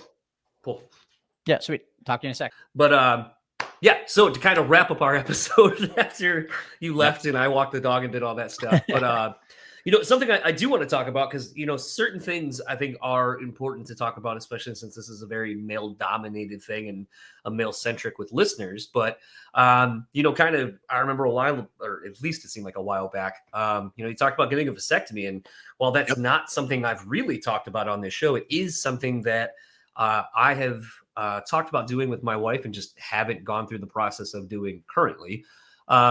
But it is one of those things. Like, I do think there's sort of a stigma attached to it, of just like the nervousness and fear and the fear of it all. For sure. But then I think the other thing that's really interesting that I've not really gotten to explore talking about is almost kind of the less invasive nature of it, and choosing to do it as the man versus making a woman go through like a hysterectomy or like all these other things that require and are a lot more scarier for them, because it's still, there's a lot of complications. So first of all, guy to guy, kudos to you for fucking doing it and knowing that you don't want children and not, having a bunch of little BMJs running around. Yeah. I mean, and like that's scarier than getting a vasectomy for sure. Like, it's kind of always been a thing for me. Like, I knew forever, I was just like, I don't want kids. Like, I am a fucking kid. Like, I play video games all day. Like, I yell for a living. It's like, I am a fucking kid, like, so for me, it was never like, there's never been a part of me where I'm like, I want to have a kid. It's like, nope, I'm good. Like, I have a cat. Perfect. So, like, obviously the other thing, it's like throughout all my relationships and stuff, it's like, all the, like, when you're in a relationship with somebody and it's like, okay, what are we doing? Like, are we like birth control or, like whichever, like whether it's like hormonal birth control or like an IUD or like the one in that people get in like their arm and it lasts a couple months, all of that shit. It's just like, okay, so like I don't know, like you can look at it in so many ways. So for me, it was just like, okay, like when I got it, like I was single and like, it wasn't even like I was with somebody who was like, okay, and you can see how whatever method that of birth control that they're on affects them. It was just like, well, I don't want a kid. Right. So like, maybe it's like, there might be other people where it's like, they don't want one now. So they're on birth control and then they'll go off when they want one. And it's like, it's the same for guys too. It's like, like it's not like once you get the vasectomy, not only is it not 100% that you're sterile, if you get it reversed, there's also there's not 100% chance that you can have a kid after if I do change my mind. But I was like, for me, it was the smartest thing to do, because I was like, I do not want a kid. And then, when I met, like after I had met my current girlfriend after I got the vasectomy, and it was just like, okay, like, well, I want to be with you. Like, we're dating, like we're exclusive. And I'm just like, you can just not have an IUD. You don't have to worry about birth control.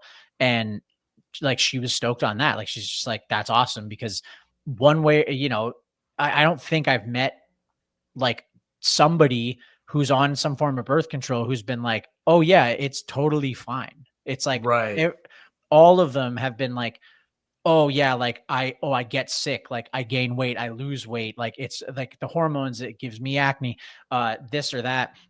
And then also the more like the more extreme options, like getting your tubes tied or a hysterectomy or whatever it is, it's like yeah, that's like crazy surgery shit. Like that's like, Yeah. you know, and then when like, and I posted about this on Twitter where it's like the vasectomy, like obviously it's different depending on where you live. Like, so I'm in Canada, so it's like, it was free. Right. Right. Like I understand somebody being like, well, you know, I don't really want to spend like whatever, 500, $1,000, whatever it is on a vasectomy. But for me, I was like, okay, it's free. I know I don't want kids. Like my partner doesn't have to deal with all of the side effects that come with the other forms of birth control. And I'm like, yeah, it's a no fucking brainer. Like, right. And then I did it and I was like, that's it. I'm like, my God, I should have done this like 10 years ago. And then, you know, and then also you get into the whole other thing too, where it's like, you know, like a guy can go to the doctor and be like, I want a vasectomy. And they're like, yes, sir. But then if a woman's like, I don't want to have kids, they're like, you'll change your mind. Maybe. Oh, but like, what does your husband think? And like all of that stupid bullshit. And it's like, I'm like, fuck it. I'll just go do it. And I went and did it. From like when I asked my doctor for the referral, like from then to getting the vasectomy and being done, it was like maybe 2-3 weeks. And yeah, I'm not going to lie. Like the fucking numbing needle, it hurts. Like it was probably like the craziest pain I felt, but realistically it was like for, I don't know, 3-4 seconds. Like, it's like, yeah, like when you go to the dentist and they put the needle in your gums and then numb you and take it out. It was that. It was just on my dick. And it was like, you know, and like, yes, it sucked, but it was so quick. And then like after that, I remember like 5 minutes after that, I was like, I think I'm numb now. Like I'm good to go. And he's like, we're done. We're done. Yeah. And I was like, that's it. It was like, and all of the shit prior, like you know, they're like, don't go up and down any stairs. Like, don't walk, like, don't drive yourself, have somebody take you. So it's like, okay, I had my friend Kenny, our merch guy. He dropped me off and I was like, yo, I'm supposed to get like an ice pack or like frozen peas or something. Like, can you go to the store and get me a bag of peas? And he's like, yeah, I got to go get cigarettes. And in like, I went in, got the vasectomy and got out before he got back from like buying cigarettes and frozen peas. Like I was just outside vaping, like waiting for him. And it was totally fine. Like the healing was so easy. I will say on Twitter, other people have mentioned like, yeah, like your healing was good. Mine was horrible. Like there was some complication, like my testicles swelled up, like, you know, I couldn't walk, like all of these other things. Like, yeah, obviously everybody's different. You know, it's not going to be like mine for everybody else. But for me, it was like 15 minutes out of my day. And then, you know, a month later you get tested and they're like, yep, you can't have kids. And I was like, sick, like so easy. Like, yeah, it hurt a little bit, but like it like less than 5 seconds of pain. And then you just don't feel anything. And then your balls turn black and blue. And it's like kind of funny for a week and then you're good. I mean, the few things that I wanted to touch on, you did. So I'm glad, like, you know, like you were saying, like that it's crazy. We can go in, just get it done. It's a quick process, quick procedure, not a big deal. And, you know, like most of the women in my life, between my wife and then like close friends and such, like all of them, like one of them was like, I don't want kids. And just now, after being, I think she's 2 or 3 years older than me. So I just turned, so she's like 42, 43, was finally able to get it done. And it's like, she's known since, I think she said like 12. Yeah, exactly. And it's like obviously that like health, like advocating for your own health. It's like, you know, it's like, it shouldn't be a thing in general. You know what I mean? Like, I guess I understand a doctor being like, okay, like you're absolutely sure. Right. Like 100%. Like my doctor said that to me when I said I wanted a vasectomy. And I was just like, yeah, I'm like, I tour for a living. I'm a drunk and like, I don't have money. Like, why the fuck would I ever have a kid? And he's like, all right, fair. Yeah, sure. Whatever. I'll get you the referral. But like, you know, it sucks that anybody has to do that at all for anything when it comes to your own health. And it's like, but yes, obviously it's like, it happens to women way more than men. And it's like, that it's crazy that, like if I go in and I'm like, I hate kids, I don't want them. And they're like, okay. And then a woman doing it, they're just like, oh, you better ask your husband. Like, shouldn't you be cooking and cleaning too? Like there's dishes. It's like, bro, come on. It's not the fucking 50s anymore. You know what I mean? It's like, let a woman do what she wants to do. Right. Yeah. It's fucking wild. And, being so close to Canada, like I've had really weird epiphanies the last like month or so, being now that I've lived most of my life here in Michigan versus out East. Yep. But it's a thing where like, I was talking about much music. And then I realized when I was doing the intro to this episode saying that, I was like, okay, for those that maybe don't know, because I've never thought of this until literally right now, it's a channel that exists in Canada. It's like MTV for Canadians. Yeah, it was Canadian MTV. But I just had the epiphany as I was doing the intro outro for an episode. I was like, I just realized maybe not everyone had it unless you were a bordering a Canadian state. So it's like thinking of that, it's like, oh, there are things that maybe I'm aware of that maybe people aren't just due to geographical thing. Oh yeah. And I'm sure you get that quite a bit too, because you're not so entirely far from here in the US. But yeah, of course. Yeah. And like, like we are so fucking close. It's like my girlfriend lives in Toronto. I'm in Hamilton, and like I can get to Buffalo, like to town ballroom, like faster than I can, like including the border, faster than I can get to Toronto with traffic and shit. And it's like, we really are so close. But yeah, there's so many like weird little differences and stuff. So in that regard, like, especially when it comes to, like medical stuff, it's like, I would understand, like, yes, if I asked my doctor, I was like, I hate kids, I want a vasectomy. And he's like, that's going to be $1,000. I'd probably be like, like, okay, maybe if I start dating somebody and it's like, this is a long-term thing. Right. Otherwise, like, I'll just use fucking condoms, you know what I mean? Like that's fine by me. But like, yeah, I get that, and like it is, but it is it's crazy that we are so close, but like, yeah, there are things like not even in terms of like, oh, Much Music versus MTV. It's like bands even, it's like we have like all the CanCon shit. Like there has to be a certain percentage of Canadian stuff. It's like, like when I talk about stuff, it's like if I meet an American person and they know like the Moffats or like fucking Soul Decision or something, or like, like these like Canadian bands, I'm like, whoa, like that's crazy. Like Tyler, our guitarist, like he's from the States, and he like we had some random playlist going, and it was like called like Roller Skate like 2000, and Soul Decision came on, and we were all just like, who this is? And he's like, yeah, like Faded by Soul Decision. Like, ooh, it's kind of crazy. I'm like, this shit? Like, what the hell? But yeah, it just comes from being so like, it's like, yeah, you're so close, but at the end of the day, it is a different country. So, I mean, when we went to Buffalo, my wife and I last, and I was texting you about the process, how much of an inconvenience was it going to be for us just to walk across the bridge and get in from Niagara? And you were like, oh, dude, it's so easy. And I was like, okay, that's you being a Canadian coming in like to us. Cause like we noticed going into your country, they really gave a fuck. Coming back, not at all. Yeah. Like, and that's where are you coming? Like, oh, you walked over? Yeah, you're good. Who cares? Yeah, that's always going to be a thing. Like even for us, it's like, like I think historically, like if you're taking like Americans, like specifically a band, let's say like an American band coming to play a show in Canada is like, yeah, whatever, they might like search you or they might like charge you for merch or whatever the fuck it is. But it's like, at the end of the day, you're probably getting over as long as no one has a DUI. For Canadians going to the States, it's like, you have to have a visa. Like you got to do all this shit, the carne stuff. So Canada doesn't think that we just went and bought a bunch of gear in the States for cheaper and are bringing it over.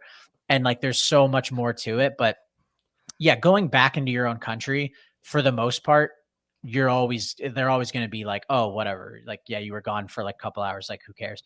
But yeah, I think historically the Canadian border, as long as you don't have any criminal record, it's probably easier than the States. But even then, we've had it where it's like, we've tried to cross back into Canada after a tour, and like the fucking dude just starts yelling, and he's like, oh, you don't have this, you don't have that, like turn around, like go get it. Like I know you don't have it, like I'm not letting you in. And like we get turned around, like not allowed into Canada, turned around and go to the States. And they're like, what are you doing? And I'm like, the fucking Canadian guy wouldn't let us go home. And they're like, what?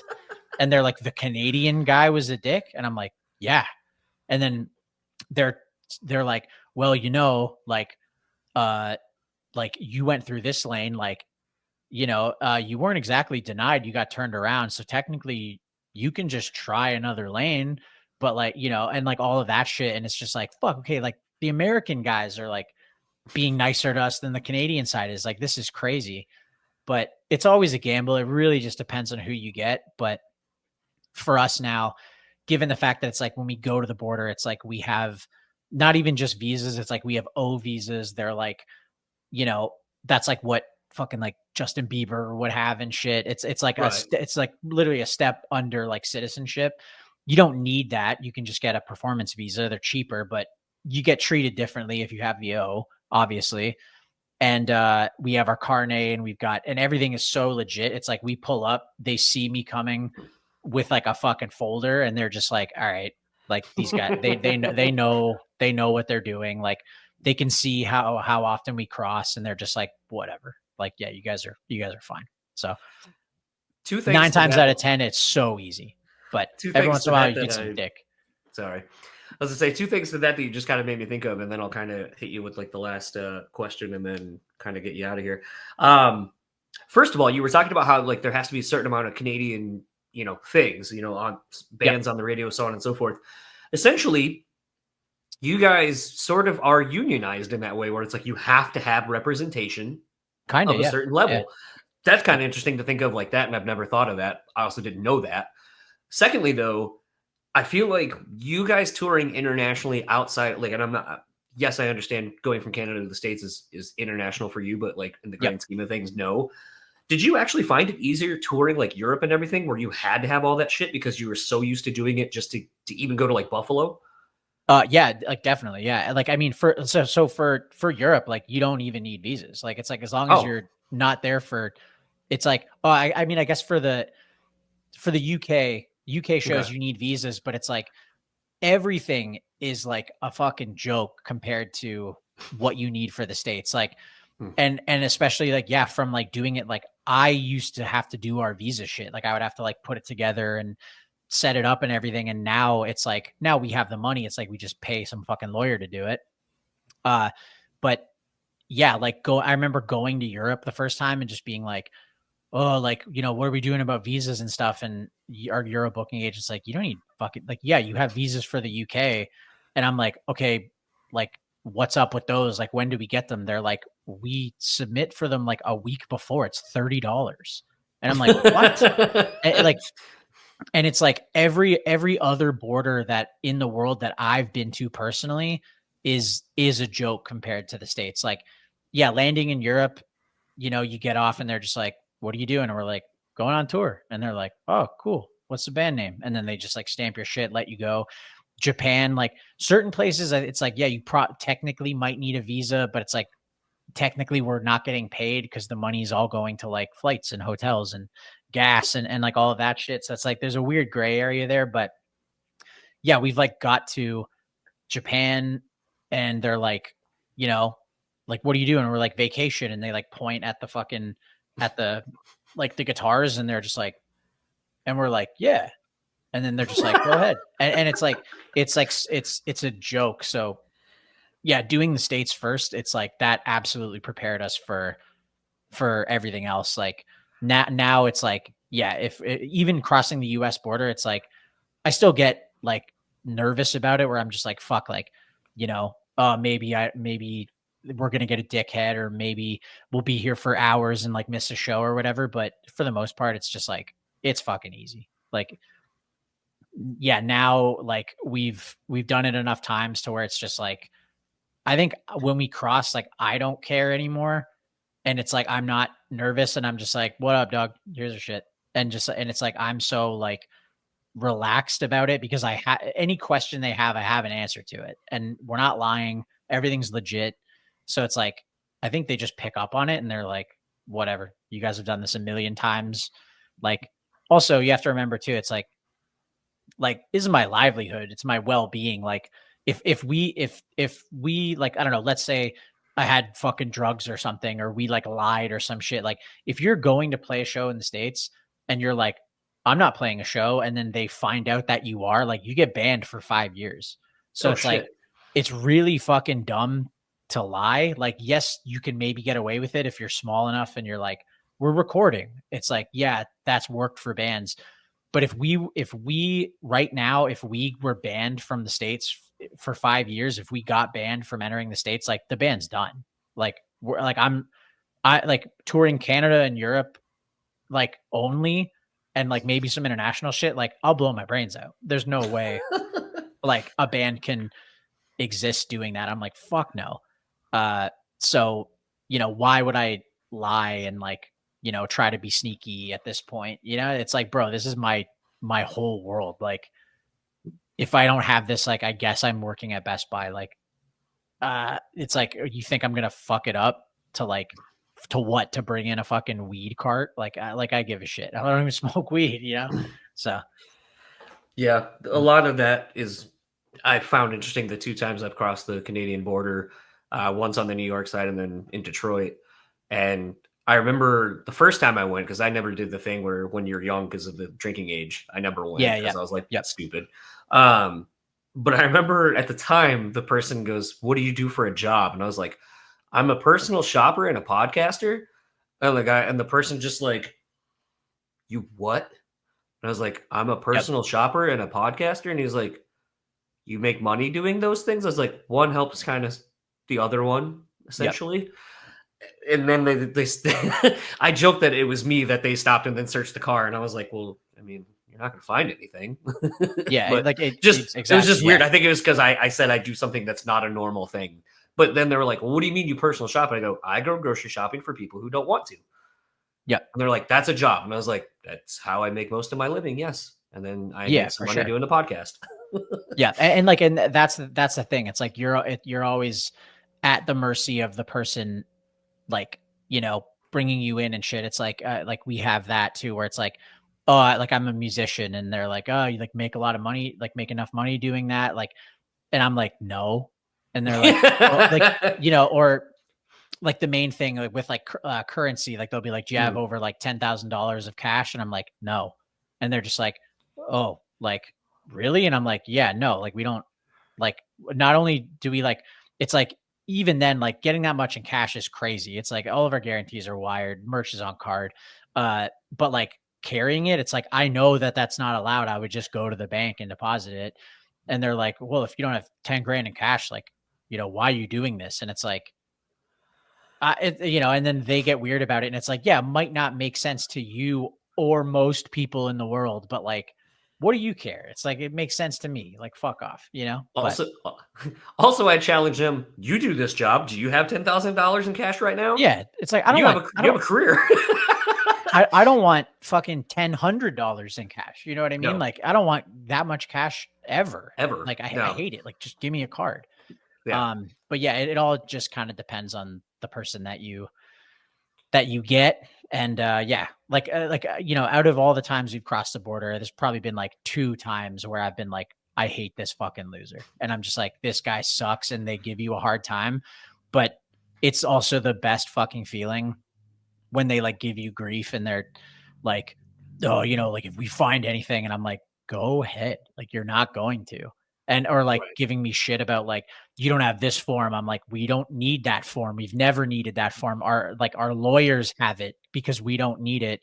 And they're like, go into secondary and all this shit. And then I get in there and the people in there are just like, wait, why are you here? I'm like, I don't know. Homeboy said I needed the form. I don't have it. I have a scan on my phone. Check it out. And they're like, yeah, this is fine. Why do you send you in here? And I'm like, I don't know. And then like being able to tell border guard people, like when they're power tripping, I'm like, you're wrong. Like I do that. What happens with our carne, like our gear, import gear, like manifest shit all the time. No one knows what they're doing, and I do it all the time. So I really know what I'm doing. And they're like, you did this wrong. You did this wrong. I'm like, no, I didn't. Nope. Like, and you just don't budge. And then they have to like admit like, okay, oh yeah, my bad. Sorry. And I'm just like, you fucking loser. Whereas if they were like, wait a minute, I think this part's filled out incorrectly. I'm like, no, it's not. Like, what if they're normal about it. But when they, last time this lady was yelling at me, she's like, "Where's your stamp?" I'm like, "You give me that stamp." I'm like, "I have the Canadian one because we left Canada. We're Canadian. That's the American one." And she's like, "Yeah, but like you're supposed to have a stamp." I'm like, "Lady, that's why I'm standing in front of you right now. Like, I need you to get the stamp." I'm like, "I'm at the US Customs. How else am I going to get a stamp? Like, if I had the stamp, why would I be here still? Like, you have to do it." And then she was just giving me shit. And then somebody came over and was like, "That's us. That's for us. You have to stamp that. That's why he's here." And she's like, "Oh, okay." I'm like, "You fucking dumbass. It's a stamp, for Christ's sake. Stamp the fucking thing." But, whatever. Yeah, I think unfortunately people are too, in this day and age especially, are too afraid to admit that they don't know something and appear to be foolish than to just admit that they don't know something. Exactly. I don't know so much shit. Oh, I don't either. And actually the power of saying, like, the power of no and the power of saying I don't know something has been so life-changing in the last 5 years. For sure. Yeah. Something I was thinking about oddly, this sounds so gross to say it like this. As I was showering and I was kind of thinking about our conversation, I was thinking about something else I kind of wanted to hit on, but I was rushing to get you out initially. Kind of talking about, the Misery Signals Farewell and bands like It Dies Today, kind of coming back and stuff like that. I was kind of thinking about legacy, and something you had kind of said earlier in our chat was talking about, this kind of hard reset, thinking about things, where you've been, where you want to go. Have you really thought about the band, or the band's legacy at all? Like, have you become aware of it and what you've accomplished? No, like not really. No, I think, I don't know. I guess for me, it's like, I feel like it's always easier to think of when you're thinking about stuff like that, like, or your imprint, or like what you did for, for this greater thing, like what your part was in it. It's kind of easier to think about that in like a past tense when it's over, and sort of like that's when you can like fully, because when you see it as it's happening, it's like, this is cool, but I never really think about that. It's just like, yeah, we're just counterparts, like whatever. And I don't know what our legacy is currently, and I'm not really sure what it will be. I think the main thing for me is like, however impactful, however big or small the band is, how good we were, like however many sick songs we had, whatever. I think the main thing for me is like the one thing that I want to keep with the band is like, I want our legacy, when we're done, I want people to look at it and just be like, that was a band that like, they did their own shit, and like they were real, and like they didn't do what they didn't want to do. They weren't like bossed around. They weren't trying to be anything. It's like, they were just legitimately them, and they only did the shit that they want to do. And they were like real, and they were transparent. There was no bullshit to it. It was just, that was a real fucking thing. And I think that to me is like, that's the most important thing. I like, whenever the band's over, if that is how we're viewed, if we're viewed at all and remembered, I would be happy with that. I think that to me is cooler than like, oh, they were the biggest band in the world, but it was all bullshit. I would rather be like, yeah, they weren't the biggest band, but they fucking meant it. Like, they meant everything they did, and that was real. I think that's to me, that's a legacy. So I think the reason I've kind of been focusing on that a little bit more lately, obviously I think turning 40 kind of makes you reevaluate a lot of things. I think being, we're pretty much the tail end of the year.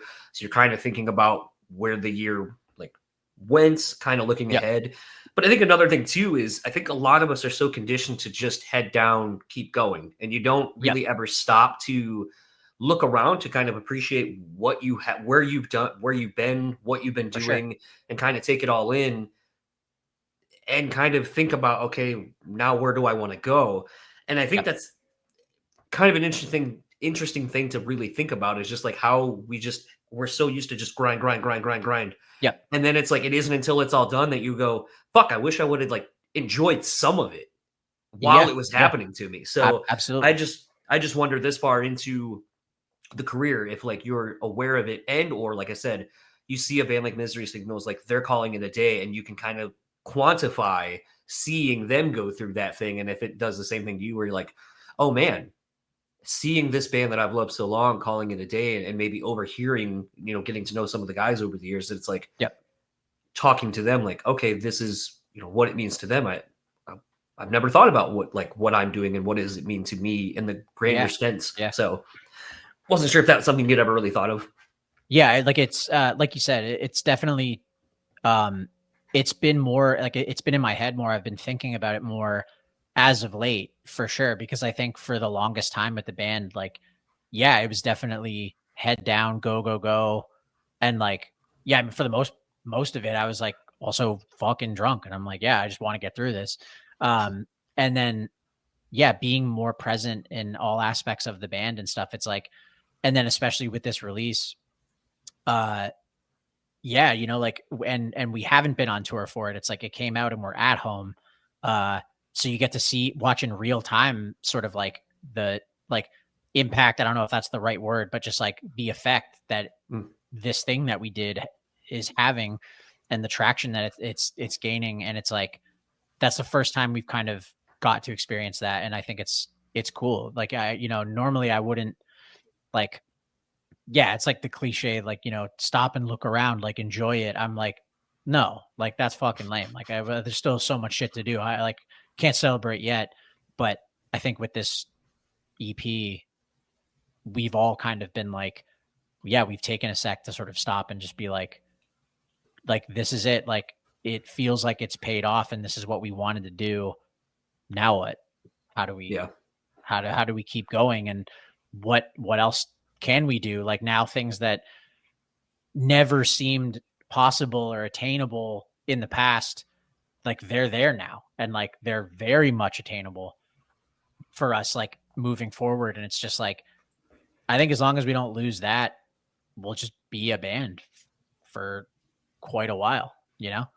I don't think like you know, when I say it's like all the major things that I set out to do with this band, like we've done them, we did them years ago, but like, that doesn't mean that, you know, it's like that changes, that evolves. It's like, you know, just wanting to do a tour and like tour for a living. It's like, yeah, I did that from when I graduated high school in like 2009. And it's like, but that doesn't mean that I'm like, okay, cool, I did it, see you guys.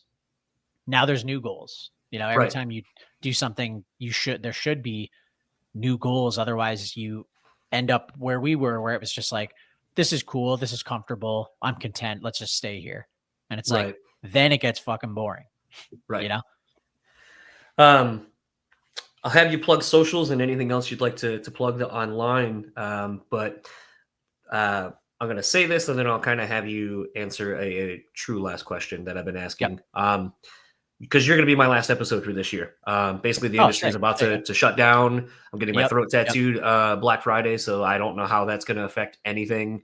So it's a thing where you're my last one. And in conjunction with that, I've been starting to do what will be my episode 500th week, where I'm doing 7 guests that are going to be my 500th episodes. And, you know, I've kind of been in this thing of kind of telling people like what they mean to me or whatever. So I think the thing, you know, I don't know you that well, like I do some of the people I've been having on in this chat, but I do feel like from whatever it means for me to you, this new EP, I think, and this tour and everything, like from afar, like I'm so excited to see next year for you guys. I'm excited to see you finally getting the recognition I think you have long deserved. And I think this is going to be your coming out party, your fucking victory lap on this US run. I hope so. And to me, like, that's got me excited as a longtime fan, just to see what the fuck happens with you guys. And beyond all that, like the fact that, like you've said several times, and even in our previous chat doing stuff with End, it's like, I have come to learn that you don't do anything if you don't fucking want to. And so everything you do has intention behind it, and there's a purpose behind it. And I know that it's funny. I was thinking back to one of the first times I had you on, and someone's like, oh man, be careful here, he's kind of an asshole. And I was like, I think it's an online persona more than anything. Yeah. And then so it's always a thing to me, like, both situations when you've been on, we've had to cut it in half and then basically come back later in the day. You've been nothing but gracious with your time with me, and I always am very thankful for that and very appreciative. So last question for you before you plug socials. What is something from this year that you are most proud of, and what are you looking forward to next year that's got you excited? I mean, like in terms of personal life, Whatever. Really stoked. Yeah, I mean, like, you know, like I said, like giving up drinking. I think that was a huge one, and I can sort of see how, while I mean, I guess it wasn't like impacting my life in a crazy negative way, but it also just wasn't impacting it in a positive way either. And I think that because of like after stopping, it's like, I think I still got a lot of work to do and shit, but that, you know, that was a big one. And that was something that I was definitely afraid of. Not like, you know, oh, like I don't want to do it. I wanted to do it. I was worried I was going to have a fucking seizure or something. Luckily I didn't. I guess I wasn't as addicted as I thought I was, but, that's a really big thing. I was, you know, I've been contemplating that for a while. And again, goes to show if you just got to be confident and just do shit. And you know, if you stick to it and stuff, it's like, it pays off. It might take forever, but it will. I'm really stoked on that. And then, yeah, I think like this EP overall, I mean, just like doing it, like we set out to do it. We knew what we wanted it to sound like. We knew how we wanted to put it out to the world. We knew what we wanted to do, and we just did it. And we set the thing. We're like, let's do this, this, and this. And we actually stuck to it and didn't, you know, we dug our heels in and we really stuck to it because we knew that was what needed to happen. And it fucking worked. It worked. And it's like that. I'm really proud of that. And now like, you know, like you said, there's a lot of shit I don't know, but there's some things that I really do know, and it feels really good to be right about some of those things. So that rules. And then for next year, I'm looking forward to, you know, not like a second chance with the band, but I'm looking forward to, you know, doing Counterparts the way that we should have been doing it for years. Like not that it was wrong or whatever, but it's like, I'm excited to go into next year with all of the touring that we have planned and this new music, and being the band that we're supposed to be, basically. And I'm stoked to have, like, I guess, like, it's not like a second chance. It's like we switched bats, you know what I mean? Like, it's like we're the same, we're just like approaching things differently, you know what I mean? So I'm stoked to see how that plays out, and already the dynamic's better, and I think it's going to be, I think next year will be a good year for us, for sure. And at the very least, it'll be fucking profitable. That's for sure. Building the new PC, baby. I'm good. And then where can everyone find you, or anything you'd like to plug online? I mean, the band Instagram, Twitter. I think the Instagram's Counterparts Band. The Twitter is Counterparts905. My Twitter, Brendan905. Instagram, BJM905. HeavenLetThemDie.com. I think that's it. Yeah, that should be all. Yeah. Looking forward to, hopefully, I'm hoping by your tour end date in March in Detroit, that the weather will afford me to not have to fear for my life to get up there to go catch the show. Yeah, we'll see.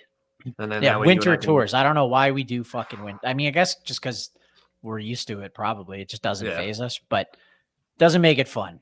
But no. Hey, whatever. No. Like one last winter, the first week was fucked, and then after that, it was totally fine. So, hoping. We'll see. But I know Dale that works at the intersection, he wanted to say, and works at St. Andrews as well. Oh, yeah. He said to say hey. And him and I are planning on coming out and ripping a hang and probably making some food for you guys too. Or I should say he Hell will. yeah. I don't. I'll just sit there and eat it. Yep. He's got to bring back those fucking cookies. Those are incredible. But yeah, that'll be sick. Stoked to see you there for sure. And yeah, congrats on 500 episodes. And thank you. Let's go. Hell yeah. Sick.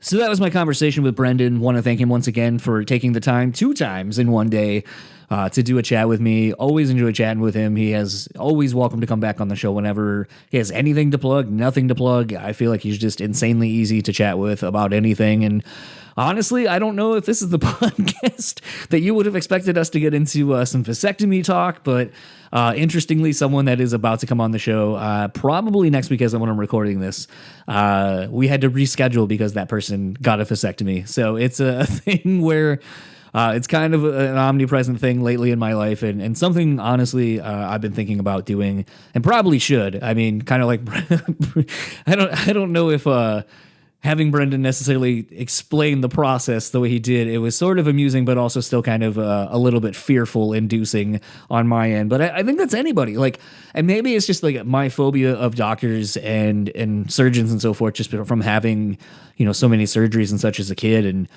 I could honestly get into something else that I learned somewhat recently about myself and maybe where a lot of that stems from. But I'll just essentially say therapy is great. If you have anything that you wonder where things come from, go to therapy, talk to somebody, and you will honestly be surprised at how many things you're able to uncover and kind of start living a more honest version of your life, because instead of just getting angry and upset and being like, well, that's just how shit is. It's like, no, like, let's figure it out. Why is it this way?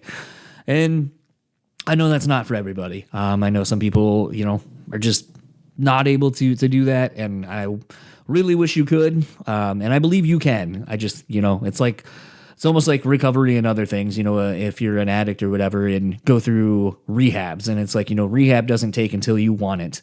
Like, I know people have been forced to go to rehabs and they just don't work. They go out and reuse right out after they get out. And I think therapy is kind of the same way. I think anything that you want to do to get better for yourself, physically, mentally, whatever, I think it all starts with hitting that point for yourself and just kind of doing it. And I think even sort of to kind of bring it back to the conversation, I think kind of Brendan sort of is in that same space sort of with the band, like where it's like, I'm not saying they needed help or they needed to go to a rehab or anything like that, but more from the case of knowing that you needed to change something and do something differently, to kind of go for it, to give yourself permission to actually try and be okay with, if it doesn't work, then at least I know I did all I could to get over the hump, to do this, whatever this other thing is. And honestly, if this new Counterparts record is it. Like, I honestly don't see, and I know the touring thing's going to probably be where a lot of it comes into play, but this record feels so important and feels so monumental in the band's career, as you heard Brendan and I talking about, like, and just how they went about it and how they're taking the time to try different things with touring, adding, lighting packages and different things to their show to add more for the fans and so forth, and to do more. And it's going to be one of those things. I really hope that all of the extra effort and focus put into this release and this touring cycle, I hope it pays off, because it feels like it's Counterparts time. And I know that sounds so fucking stupid for me to say sitting here in my house, who has no skin in the game necessarily, but you listen to this record, and I'm not to say that there's never been a Counterparts record or anything that Brendan has done that felt disingenuous or just going through the motions, but this one feels more important. Like, it's something you feel, it's something you can hear. So I really do hope that all of you take the time after listening to us talk about this album and the opportunities and everything. I really do hope you give this album a fair shake. And if it doesn't hit on the first take, try it again. Listen to it again. Play it out of order. That is something that has really opened up albums for me in a completely different way, where I thought I just don't like this half of the record, or this middle third just sounds so weird and out of place. And sometimes, in the event of, like I've said several times, going to see Kanye West on the Life of Pablo tour, there was a lot of Life of Pablo that I was like, this song sucks. Like, what the fuck is this? And then you go see it live and you're like, oh, it was never for the record. It was always for the live experience. I get it now. The other side of that is sometimes it takes hearing a song out of order, because I've listened to so many albums where as I'm listening to it, I know the songs that aren't my favorites are about to come up, and my enjoyment of said music and said album completely changes. So what I've resorted to doing is shuffling. And a lot of times there will be songs where I'm like, I just didn't really like this song. It just doesn't fit.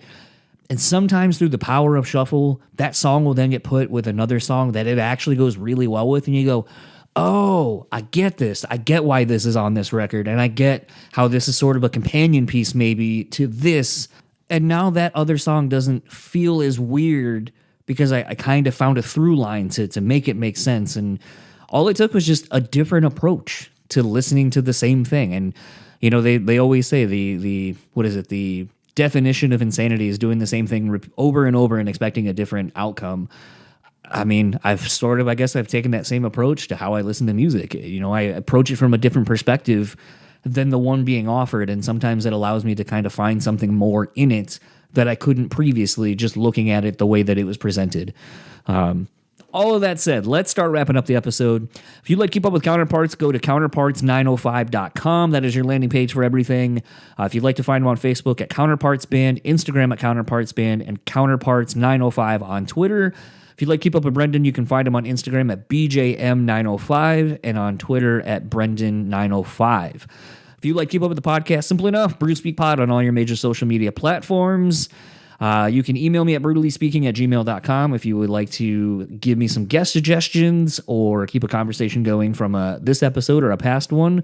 Again, I've been getting a lot more DMs and random things like that lately over the last few months. Been greatly appreciated, so don't hesitate to do such and let me know how everything's going. Speaking of, if you can rate, review, subscribe on however or whatever you are listening to this on, would be greatly appreciated. Word of mouth is always the best way.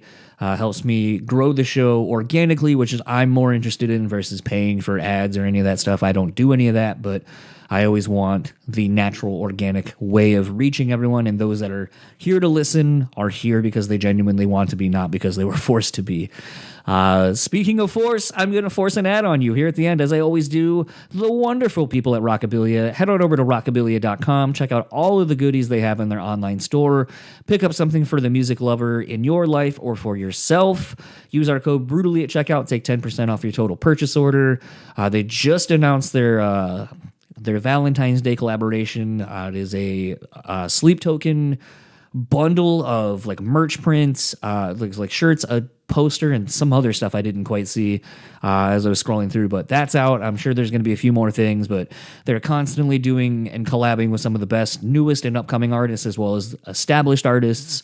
Anyone from Metallica to, Ghost to, so many bands. Just go to their website, go find something you love, use our code, and thank you for helping me, help Rockabilia, help you. That's how all this works. And that's it for this week's episode of the podcast. My name is John, and I will see you all next week with Sergio Medina of Royal Coda, of Dance Gavin Dance, of Idola. That was a fun chat. Looking forward to getting that one out to you. Enjoy the rest of your week.